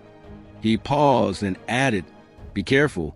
The Thunder Wolves won't stop, and this time they're more vicious than ever." He patted Tom on the shoulder, turned back to the patrol car, but Tom knew Dan was suspicious, not enough to blow his cover, but enough to keep a closer eye on him. Elsie ran up and hugged Tom tightly, tears streaming down her cheeks. "Oh my God, Tom, you scared the hell out of me. When did you learn to fight like that? I thought you were a goner." She looked at him, her eyes filled with curiosity and admiration. The crowd started to gather around the stall, whispering about the strange farmer who had just taken down the two biggest thugs of the Thunder Wolves. Tom chuckled softly, patting the old woman on the shoulder. "Just luck, Mrs. Elsie. Sometimes you gotta look out for yourself." He turned back to his stall, continuing to arrange the produce, but his mind was elsewhere. This confrontation was no coincidence. The Thunder Wolves were back sooner than he had thought, and Jack's confidence indicated strong backing. The general is watching, he thought. He wants to test me and make this town scared. Tom glanced toward the market entrance, where a shiny black SUV, similar to the one at the warehouse last night, glided by slowly, its tinted windows hiding the occupants inside. Tom kept his expression calm, but he knew the mastermind had shown up, and the Thunder Wolves' perfect performance was to demonstrate their strength for him. He sat down on the folding chair next to Elsie, holding a tomato, pretending to inspect it. "Mrs. Elsie, do you see that black car over there?" he whispered, his eyes not leaving the tomato. Elsie looked puzzled, followed his gesture, and then nodded slightly. "I see it. It doesn't look out of place here. Who do you think it is?" "I don't know," Tom replied, his voice low but firm. "But I have a feeling it's related to the Thunder Wolves.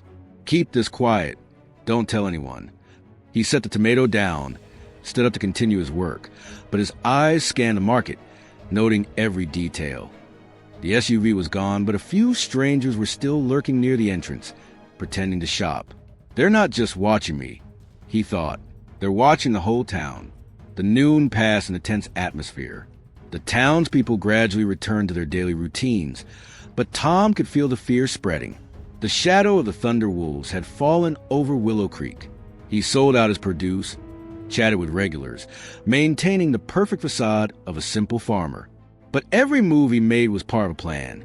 He let his hand tremble slightly when handing over the bag of potatoes, feigned concern when looking at the market entrance, all to make the Thunderwolves and the general think he was an easy target.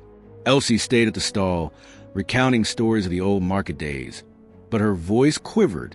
"Tom, I don't like this," she whispered. "They'll come back, I know it." Tom patted the old lady's shoulder, a gentle smile still on his lips. "Everything's going to be all right, Mrs. Elsie. I promise." But deep down, he knew that promise wasn't going to be easy to keep. The Thunderwolves and the general were turning Willow Creek into a stage for a perfect performance to showcase their power. But Tom had his own plan, and 8 years of patience had taught him one thing. The most confident ones are often the ones most likely to make mistakes. He looked out at the road leading to the market, his gaze cold but determined. "Go ahead and perform," he thought. "Every step you take, I get closer to you." The sun was slowly setting over Willow Creek, casting a warm, golden-orange glow over the barley fields, but the air felt heavy like before a storm. Tom Bradley drove his old truck back to the Pine Hill farm, the engine's labored growl breaking the silence of the evening. Today's confrontation at the Pine Hollow Market was still vivid in his mind. Jack Viper Malone had pointed his Colt at his chest, Bull and Tank had fallen by his hand, and the sleek black SUV had passed by like a silent declaration of war from the general. He had kept up his perfect disguise when leaving the market, letting the Thunderwolves and their puppet master believe he was just a scared farmer, his hands trembling as he handed over a bag of potatoes to a customer. But inside, Tom was seething. After 8 years of patience, he was ready to deliver the decisive blow, turning his enemy's perfect performance into a fatal strike against them. Tom parked his car in front of the farm gate and stepped out with his usual slow gait.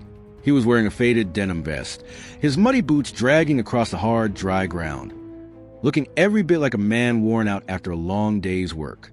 But as he pushed open the old wooden gate, his eyes quickly scanned the path leading in no strange cars, no sign of ghost or any indication of the Thunderwolves. He closed the gate, walked into the house, and the quiet of the afternoon was immediately shattered by the beep from his flip phone in his vest pocket. He pulled it out, flipped it open with a swift motion that was anything but farmer-like, and read the encrypted message on the screen. "Goods arriving tonight. North delivery point. Prepare immediately." Tom deleted it right away, his eyes darkening like the sky, turning to night. The Thunderwolves weren't waiting another 48 hours. They were speeding up their plan, and Tom knew this was his last chance to bring them down.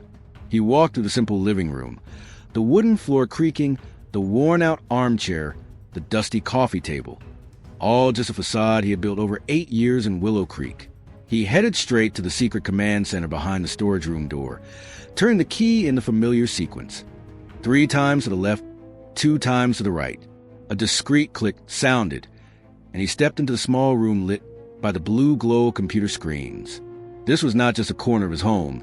It was his fortress, where he had been quietly preparing for today.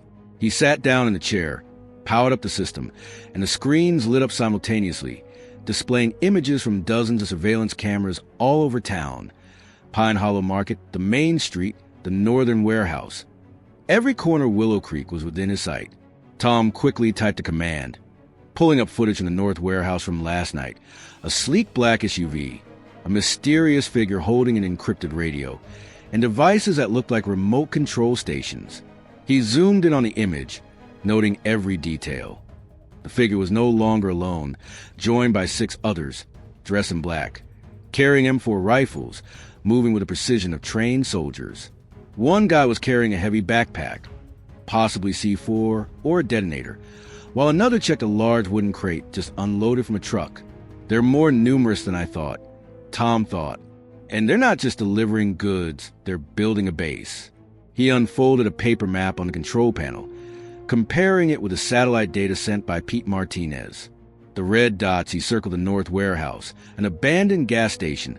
A vacant lot to the south now appeared as a clear military network, with Willow Creek at its center. He typed some more commands, running the signal analysis program from the warehouse. The military sound waves are still strong, but the frequency is shorter and more urgent, like a signal for coordinating a major campaign. Tom leans back in his chair, rubbing his chin, his eyes glued to the screen. 8 years of patience wasn't just about waiting. It was about building a perfect plan to deal with the likes of Thunderwolves and the General. He chose Willow Creek not to hide, but to turn it into his battlefield, a place where he could observe, prepare, and strike back when the time came. And now, that time has come sooner than he anticipated. The beep from the encryption device sounded again, cutting through Tom's train of thought. He picked up the phone, and Pete Martinez's voice came through, clearly tense. "Tom, you still there? I just got new data from the satellite team. There's major movement at the northern warehouse, not just trucks, but people too. They're unloading M4 rifle fragmentation grenades and a few crates that look like javelin missiles. Tom, this isn't your typical smuggling. They're gearing up for a war right on your turf." Tom sat up straight, his eyes sharp as a razor. "I know," he replied, his voice low but firm.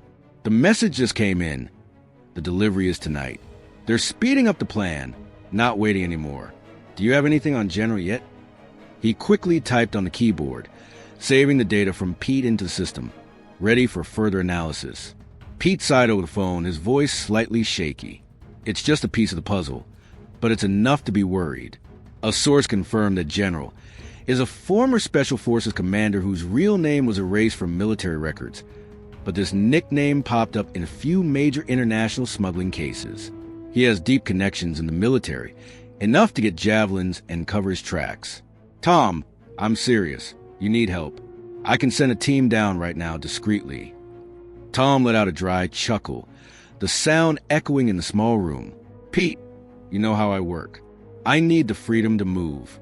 If you send people down, they'll sniff us out and change their plans. I want Thunderwolves and the General to think I'm not a threat until it's too late. Send me the satellite data and signal analysis, and I'll handle the rest." He hung up before Pete could protest, turning back to the screen with a cold gaze. Rewind the footage from the warehouse and zoom in on the image. The guys in black are moving fast, unloading large wooden crates from an unmarked truck. It's not a Thunderwolves vehicle, but a disguised military truck, painted glossy black for camouflage. Tom notes the details. One guy holding an M4 rifle, standing guard at the corner of the warehouse, his eyes scanning the darkness like a professional soldier. Another guy is carrying a heavy backpack, possibly C4 or a power source for a control station, while a third guy checks a wooden crate, opening it to reveal the gleaming metal of a javelin missile. They're not just delivering weapons, he thinks. They're turning Willow Creek into a military base, and they won't stop here. I'll save the footage and send it through a secure channel to Pete with a note. Confirm military supplies. Prepare the team to await orders, but do not intervene yet. He stands up, leaves the command center, and walks out the barn with a slow gait to keep up appearances in case anyone is watching. He lifts a wooden floorboard, and the sunset light glimmers down on the small weapons cache he hid from his Delta Force days. 3 handguns, 2 combat knives, and 4 smoke grenades, all carefully preserved and ready for today. He picks up a handgun, expertly checks a magazine, then attaches a silencer not to kill immediately, but for self-defense and to cause chaos if needed. He puts on a light armor vest under his denim jacket, tucks a combat knife into his belt, and stuffs 2 smoke grenades into his pocket. Tonight is a turning point, he thinks, gripping the gun tightly. They want to show off their power. I'll give them a blow they'll never forget. He returned home, stepped into the living room, and grabbed the paper map from the control panel. He spread it out on the kitchen table, checking the route again. The northern warehouse was 10 miles from the farm, a perfect secluded spot to stash the goods with few people passing by, tall pine trees blocking the view, and close to the highway for a quick getaway if needed. He folded the map back up, stuffed it into his overalls pocket, then stepped outside, locking the door with the caution of a warrior. He approached the truck, checked the cargo area where a few boxes of tomatoes still served as cover, and started the engine. The familiar rumble sounded, and he drove toward the northern warehouse, his eyes fixed on the darkening road ahead. When he arrived, it was completely dark, the faint moonlight illuminating the area like a silver veil. Tom parked his car hidden behind a row of pine trees, turned off the headlights, and stepped out with a slow demeanor, but each step was part of a plan he had honed for 8 years. He wore encrypted earbuds hidden in his collar, communicating with Pete through a secure channel. "I'm here," he whispered, his voice low but sharp. "They're unloading more than I thought. M4S javelins and control stations. Are you ready?" Pete's voice crackled tensely through the headset. "Ready, Tom. The team is 5 miles out waiting for your orders. Be careful. You're not alone. I see more vehicles coming from the highway." Tom chuckled softly, his deep voice echoing in the darkness. "I've never been alone, Pete. As long as the team is ready, I'll give them a surprise." He moved closer to the warehouse, hiding in the shadow of a pine tree, observing every move of the Thunderwolves and the men in black through the night. Jack, Viper Malone stood there, barking orders at his underlings with his usual ferocity. But Tom noticed another guy, tall and thin, wearing a long coat, standing near the black SUV, giving commands over an encrypted radio with the confident air of a leader. "General," Tom thought, his eyes flashing with a cold glint. "He came in person, and he won't leave easily." The pitch-black night enveloped the northern warehouse of Willow Creek, with a faint moonlight filtering through the pine branches, casting patchy shadows on the hard, dry ground. Tom Bradley stood hidden behind a tall pine tree, his breathing steady but his gaze sharp as a razor, observing every move of the Thunderwolves and the men in black lurking in the darkness. Jack, Viper, Malone barked orders at his underlings with fierce voice, pointing at the wooden crates containing M4 rifles and javelin missiles just unloaded from the truck. But Tom wasn't focused on Jack.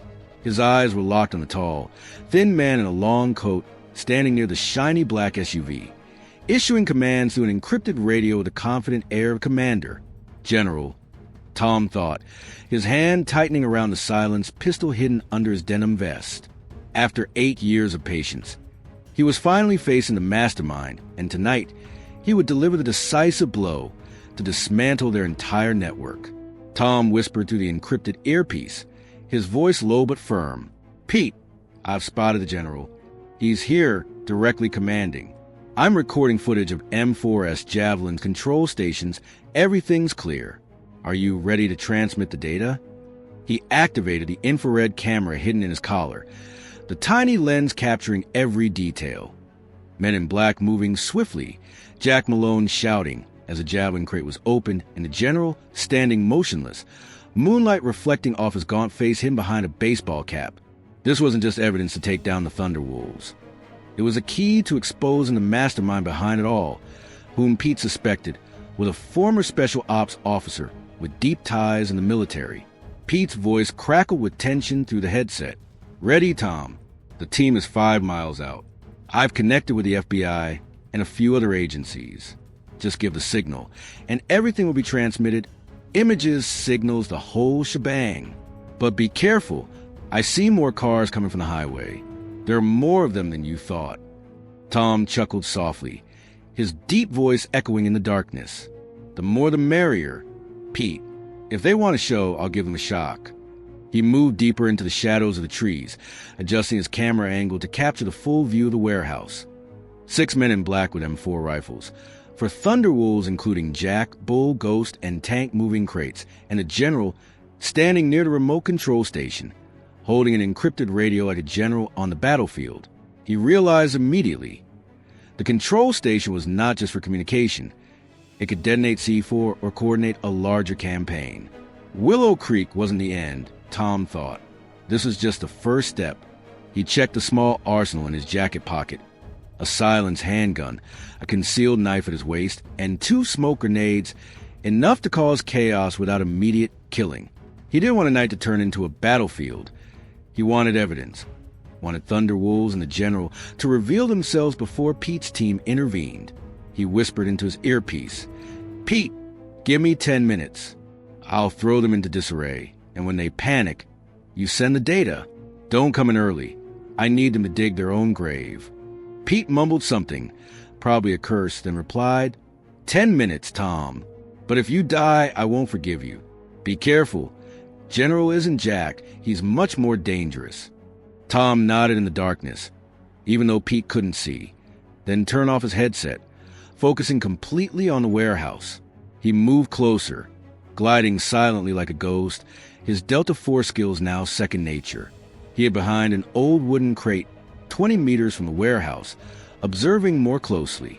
Jack yelled at Bull, "Hurry up, you idiot!" This stuff has to go before dawn.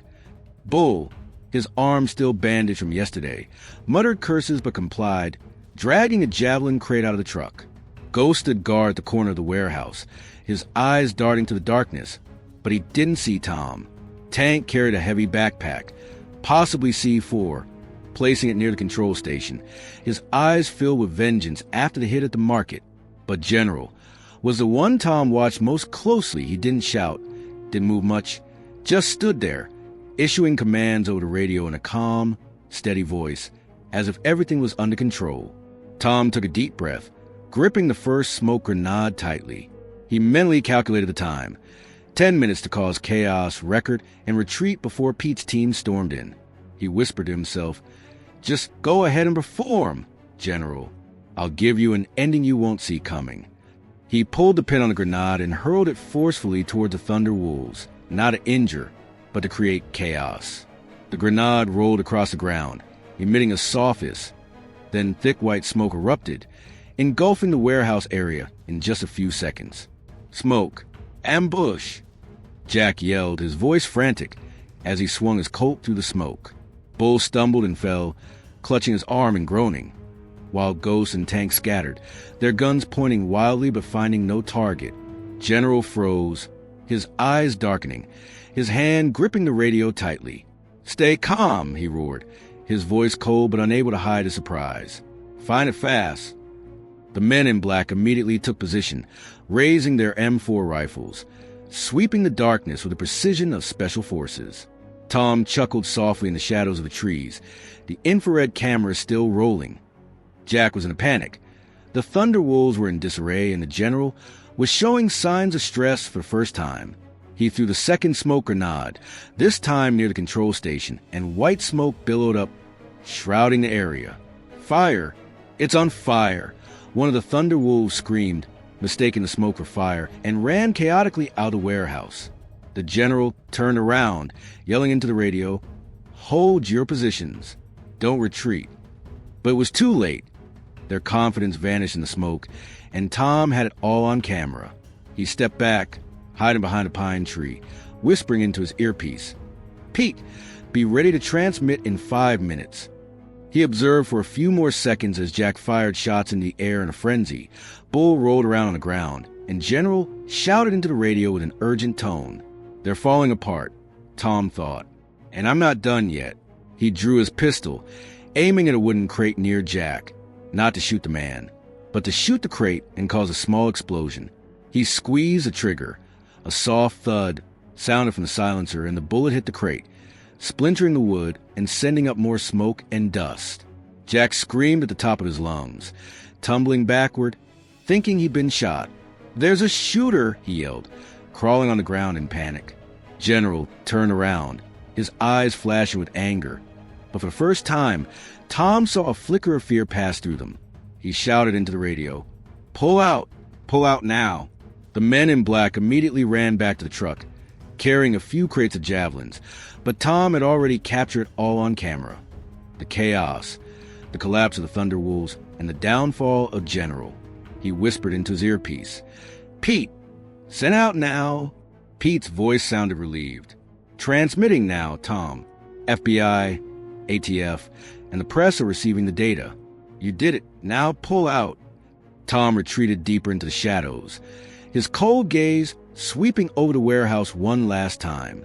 The Thunder Wolves' vehicles roared to life, speeding away onto the highway, but General paused for a second, staring straight into the darkness where Tom was hiding, as if he knew he was there.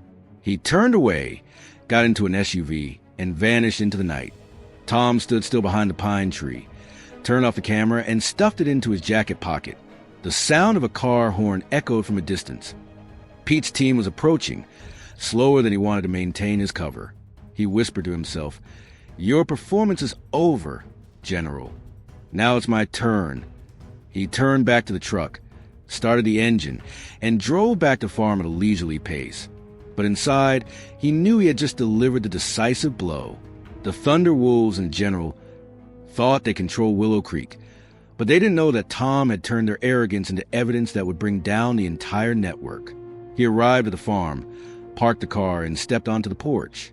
He sat down on the old chair, grabbed a beer from the cooler, and took a sip, letting the bitter taste slide down his throat. The sound of Pete's team sirens echoed in the distance as they were cleaning up the warehouse, collecting the evidence he left behind. Tom looked up at the star-filled sky, his gaze cold but determined. 8 years of patience had come to an end, and tonight's strike wasn't just to take down the Thunder Wolves, but also the first step in exposing the general and those behind him. He whispered into the darkness, "You've lost, and I'm not done yet." Dawn breaks over Willow Creek, the early morning sunlight piercing to the thin mist, casting a gentle golden hue over Tom Bradley's farm. The sound of a rooster crowing echoes from a distance, blending with the soft breeze blowing across the barley field, now returned to peace after a chaotic night. Tom sits on his porch, a cold beer in hand with few final drops, his gaze fixed on the dirt road leading into town. Last night, he had thrown the decisive punch at the northern warehouse, lobbing smoke grenades to disrupt the Thunder Wolves, capturing everything from M4 rifles to javelin missiles on camera, and transmitting the data before General and his cronies could escape. The sound of Pete Martinez's team siren still echoes in the distance, signaling they're cleaning up the aftermath, collecting the evidence he left behind. But Tom doesn't rest. He knows this isn't the end, but the beginning of a bigger truth that will change everything. He set the beer can down on a wooden step, stood up, and stretched his stiff shoulders after a long night. He wore faded denim overalls, mud-caked boots, looking just like a farmer gearing up for a new day. But as he stepped inside, his eyes were sharp, scanning the simple living room with its old wooden floor, worn-out armchair, and dusty coffee table, as if memorizing every detail of the cover he had built over the past 8 years. He approached the secret command center behind the storage room door, turned the key in the familiar sequence. 3 times to the left, 2 times to the right. A click sounded, and he stepped into the small room lit by the blue glow of computer screens where he had turned last night into a turning point in the battle against the Thunder Wolves and the General. Tom sat down in his chair and powered up the system. The screens lit up simultaneously, displaying footage from surveillance cameras all over Willow Creek. But this time, they were more than just monitoring tools. A large screen displayed a message from Pete Martinez. The data has been sent to the FBI, ATF, and the press. They've all received it. Jack's been arrested. The Thunder Wolves are disbanded, but the General escaped. You did it, Tom. He quickly typed a command, pulling up footage from the warehouse last night. White smoke billowed, Jack frantically firing into the air, the General shouting retreat orders, all captured in clear detail. He leaned back in his chair, rubbing his chin, a glint of satisfaction in his eyes. 8 years of patience had paid off, not only bringing down the Thunder Wolves, but also exposing a larger network led by the General. The beep from the encryption device rang out, pulling Tom out of his thoughts. He picked up the phone, and Pete's voice came through, filled with excitement mixed with worry. "Tom, are you still there? The data you sent has caused a stir. The FBI is tearing apart the northern warehouse. The ATF confirmed that the Javelin is stolen military hardware, and the media all over Montana is covering the Thunder Wolves. Jack Viper Malone got nabbed while trying to escape the highway. He spilled everything, but he doesn't know who General is. He's vanished, Tom, like a ghost." Tom nodded, though Pete couldn't see. "I knew he'd get away," he replied, his voice steady and low. "He's not just Jack, he's the mastermind, and masterminds always have an escape route. But we've got enough evidence to track him down. Have you heard anything from the FBI yet?" Pete chuckled softly over the phone. "They're thanking you unofficially, but your data helped them launch a major investigation. There are signs pointing to a few high-ranking officers, not just a general, but also those in the military who worked with him. Tom, you didn't just take down Thunder Wolves. You just blew up an international smuggling network." Tom smirked, a rare smile appearing. "Good, but I'm not done, Pete. General is still out there, and I want him to know who I am."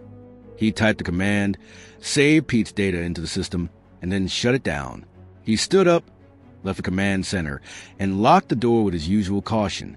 He stepped out onto the porch again, gazing at the field now glowing brightly under the morning sun. The distant sound of a car horn had stopped.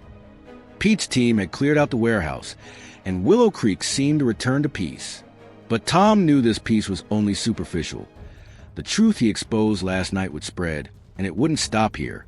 He drove the truck into town, pulling up to Jenny Parker's coffee shop at the end of the main street.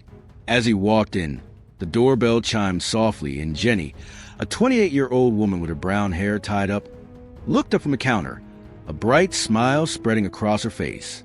"Tom, I heard the news. The Thunderwolves disbanded. Jack got arrested.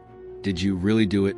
She poured a cup of black coffee, sliding it across the counter to him with an admiring look in her eyes. Tom sat down in the chair, took a sip of coffee, and a gentle smile returned to his lips. "Not really me, Jenny. Just a bit of luck and some help from a few friends." He kept his tone soft, but his eyes scanned the cafe where a few locals were whispering and some morning newspapers lay on the tables with bold headlines. Thunderwolves gang crumbles, military weapons seized in Willow Creek. The news was spreading fast, and Tom knew that was what he wanted the truth to be exposed, not just to take down the enemy, but to protect this town. Jenny leaned over the counter, whispering to him. "I heard there was a stranger in the warehouse last night, not from the Thunderwolves, but someone bigger. Do you know anything about it?" She looked at him, her eyes curious yet trusting. She was one of the few who knew Tom was more than just a mild-mannered farmer. Tom shrugged, keeping up his facade. "It's just a rumor, Jenny. But if it's true, the police will figure it out. I just want everything to go back to being peaceful like before." He took another sip of his coffee, but his mind was elsewhere. General had escaped, and he knew the guy wouldn't forget the farmer who had ruined his plans. But Tom wasn't scared. He was ready for the next step. Elsie Harper walked into the cafe, clutching a cloth bag, her eyes wide with surprise when she saw Tom. "Tom Bradley!" she exclaimed, her voice echoing through the small cafe. "You're the hero of Willow Creek. I just heard that the Thunderwolves are done for. How on earth did you take them down?" She rushed over, enveloping him in a hug, tears streaming down her cheeks. Tom chuckled softly, patting her shoulder. "Mrs. Elsie, you're exaggerating. I'm just a tomato farmer. This was the police's doing, and a few others. I just happened to help out a bit." He kept his tone modest, but Elsie shook her head, her eyes shining with pride. "Don't be modest with me, Tom," she said, hands on her hips. "I saw you take down Bull and Tank at the market, and now the Thunderwolves are falling apart. You're not just a farmer, you're something much bigger." She sat down next to him, her voice softening. "But be careful. I've heard that the mastermind behind this hasn't been caught yet.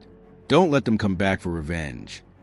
Tom nodded, his gaze gentle yet resolute. "I'll be careful, Mrs. Elsie. I promise." He took another sip of his coffee, looking out the window of the cafe. People were walking up and down the main street, some holding up the morning paper and discussing the truth he had exposed last night, which was now spreading. Willow Creek was no longer a sleepy, peaceful place. It had become the epicenter of a storm that he had set in motion. He stood up, placing a few dollars on the counter for Jenny. "Thanks for the coffee, Jenny. I gotta head back to the farm. Got some stuff to do." He stepped outside, the bright sunlight shining on his face, but his eyes were cold, looking off into the distance. The Thunderwolves had disbanded, Jack had been caught, but the general was still out there, and Tom knew he'd come back. But he wasn't scared. 8 years of patience had taught him that the truth was the most powerful weapon, and he had used it to change everything. He whispered to himself, "Keep running, General. I'll find you, and this time you won't get away." The midday sun shone down on Willow Creek, casting a brilliant glow over the main street, highlighting the stunned faces of the townspeople as they held a morning newspaper with a bold headline, "Thunderwolves gang collapses, military weapons seized in Willow Creek." Tom Bradley stepped out of Jenny Parker's coffee shop, a gentle smile still on his lips as he greeted Elsie Harper and a few acquaintances. But his eyes were cold, staring off into the distance. He had just left the shop after hearing the news from Pete Martinez. Jack Viper Malone had been arrested, the Thunderwolves had disbanded, but the general had escaped, and his final whisper to himself still echoed, "Keep running, General. I'll find you, and this time you won't get away." He climbed into his old pickup truck, started the engine, and drove toward the Pine Hill farm, but his mind was restless. The truth he had exposed last night was just the beginning, and he knew the battle was far from over. The old truck rumbled to a stop in front of the farm gate. Tom climbed out, his muddy boots squelching on the ground. He pushed open the rickety wooden gate, his eyes scanning the barley field that now gleamed brightly in the sunlight. There was no sign of the Thunder Wolves, no sound of motorcycles roaring in the night. But he didn't feel relieved. General was still out there, and he was a bigger threat than Jack or any other thug Tom had ever faced. Tom walked into the house, shut the door, and headed straight to the secret command center behind the storage room door. He turned the key in the familiar sequence 3 times to the left, 2 times to the right, and stepped into the small room, lit by the blue glow of the computer screen. This was where he had turned 8 years of patience into his most powerful weapon. Tom sat down in his chair and powered up the system. The screens lit up, displaying online news from all over Montana. Footage of the smoke-filled northern warehouse. Sheriff Dan Carter standing in front of a pile of seized weapons, and a scrolling ticker that read, FBI launches investigation into international smuggling network. He quickly typed a command, opening a new email from Pete. Tom, Jack spilled everything. He said General gave orders over encrypted radio, never showing his face. The FBI is tracking a black SUV, but no luck yet. Take a break. Man, you've done the impossible. Tom smirked, a rare smile crossing his face, but he didn't stop. He opened the footage from the warehouse last night again, slowing down the part where General stood near the SUV, ordering a retreat as smoke billowed up. The guy was tall and thin, wearing a long coat and a baseball cap covering his face, but the confident stride of former Special Ops commander couldn't be hidden. He leaned back in his chair, his hand rubbing his chin, his eyes glued to the screen. 8 years of patience were not just about taking down Thunder Wolves. It was about protecting Willow Creek, the place he had chosen as his home after years of war. He remembered the day he first arrived here, a worn-out ex-Delta Force guy who bought this farm to grow tomatoes and forget the sound of gunfire. But he didn't forget. He turned it into a fortress, installing cameras all over town, hiding an arsenal under the cowshed, and building the command center to wait for the day the past would come back. And when it did, in the form of Thunder Wolves and the General, Tom used the truth as his weapon, not guns, not violence, but irrefutable evidence to change everything. The sound of knocking pulled Tom out of his thoughts. He stood up, left the command center, locked the door, and stepped into the living room. He opened the front door to find Elsie Harper standing there, holding a plate of freshly baked bread, her eyes shining with gratitude. Tom, I had to bring this over, she said, her voice trembling with emotion. The whole town is talking about you saving us from the Thunder Wolves. I don't know how you did it, but I know you're not just a farmer. You're our hero. Tom chuckled softly, taking the plate of cookies from her. Mrs. Elsie, you're making me blush. I'm no hero. I just did what needed to be done. The police and FBI are the ones who finished this.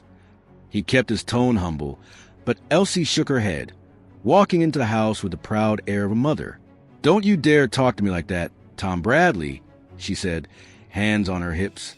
I saw you beating Bull and Tank at the market, and now Jack's been arrested. The Thunder Wolves are done for. You're involved, I know it. But you be careful. I heard Dan Carter say the mastermind is still out there. Don't let them come after you. She sat down in the armchair, looking at him with a mix of worry and admiration in her eyes. Tom placed a plate of cookies on the kitchen table and sat down across from her. I'll be careful, Mrs. Elsie. I promise. But now that the town is safe, that's the most important thing. He took a sip of water from the glass on the table, his eyes gentle but firm. He didn't tell her about the General. It wasn't necessary. The truth he had revealed last night had spread far and wide, and it would continue to spread farther than he had imagined, from Willow Creek to Montana, and then across the entire country. The sound of a car engine roars in the distance, catching Tom's attention. He stands up, steps out onto the porch, and sees Dan Carter's patrol car stopping in front of the gate. Dan steps out, his uniform slightly crumpled after a long night, his sharp eyes scanning over Tom. Tom, I need to talk, he says, his voice steady and deep. The FBI just left the warehouse. They said thanks to you, they got the evidence. I don't know how you did it, but I know you're not an ordinary guy. Who are you, really? Tom chuckled softly, patting Dan on the shoulder. I'm just a simple farmer, Dan. But I've got a few good friends who help me out a bit. Don't worry, I don't want any trouble. He kept up the facade, but Dan shook his head, his eyes betraying his skepticism.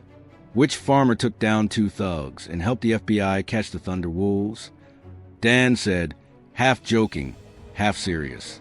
But I won't dig into how you saved this town, and I thank you for it. Just be careful. The guy behind it all, General or whatever, is still out there. The FBI says he's way more dangerous than Jack. Dan patted Tom on the shoulder, turned back to his car, but his gaze left an unspoken question. Tom stood on the porch, watching Dan's car disappear into the distance. He turned back into the house and saw Elsie still sitting there, her eyes now pensive. You heard Dan, right, Tom? She asked, her voice softening. I don't want to lose you. You're the best person Willow Creek has ever had. Tom sat down next to her, his gentle smile returning. Mrs. Elsie, I'm not going anywhere. This is my home, and I'll protect it no matter what. He picked up a piece of cake from the plate, chewing slowly, letting the sweet flavor slide down his throat. But deep down, he knew the general wouldn't forget. The guy had seen Tom destroy his plan, and he would be back. But Tom wasn't afraid. The truth he exposed last night didn't just bring down the Thunder Wolves, but was also the light to protect Willow Creek forever. Tom stood up and stepped out onto the porch again, gazing at the deep blue sky. The sound of birds singing filled the air, mingling with the gentle breeze. Willow Creek had returned to peace, but Tom knew it was only temporary. He whispered to himself, the truth is power, General, and I'll use it to finish you off. He smirked, his gaze cold yet determined. 8 years of patience had changed everything, and Tom Bradley was no longer just a farmer. He was the one who would protect this town, no matter the cost. Thank you for joining us on the emotional journey of Tom Bradley, a simple farmer who spent 8 years patiently protecting Willow Creek, taking down the Thunder Wolves, and exposing the truth about the General. This is not just a story about strength, but about courage, truth, and the belief that anyone can change everything if they don't give up. If you're moved by that spirit, hit like and subscribe to our channel so you don't miss out on inspiring stories coming up. We truly cherish every second you spend here. Thank you from the bottom of our hearts. Tom's story teaches us that truth is the strongest light and will always prevail. Catch you in the next video. Stay tough, stay proud, and see you soon.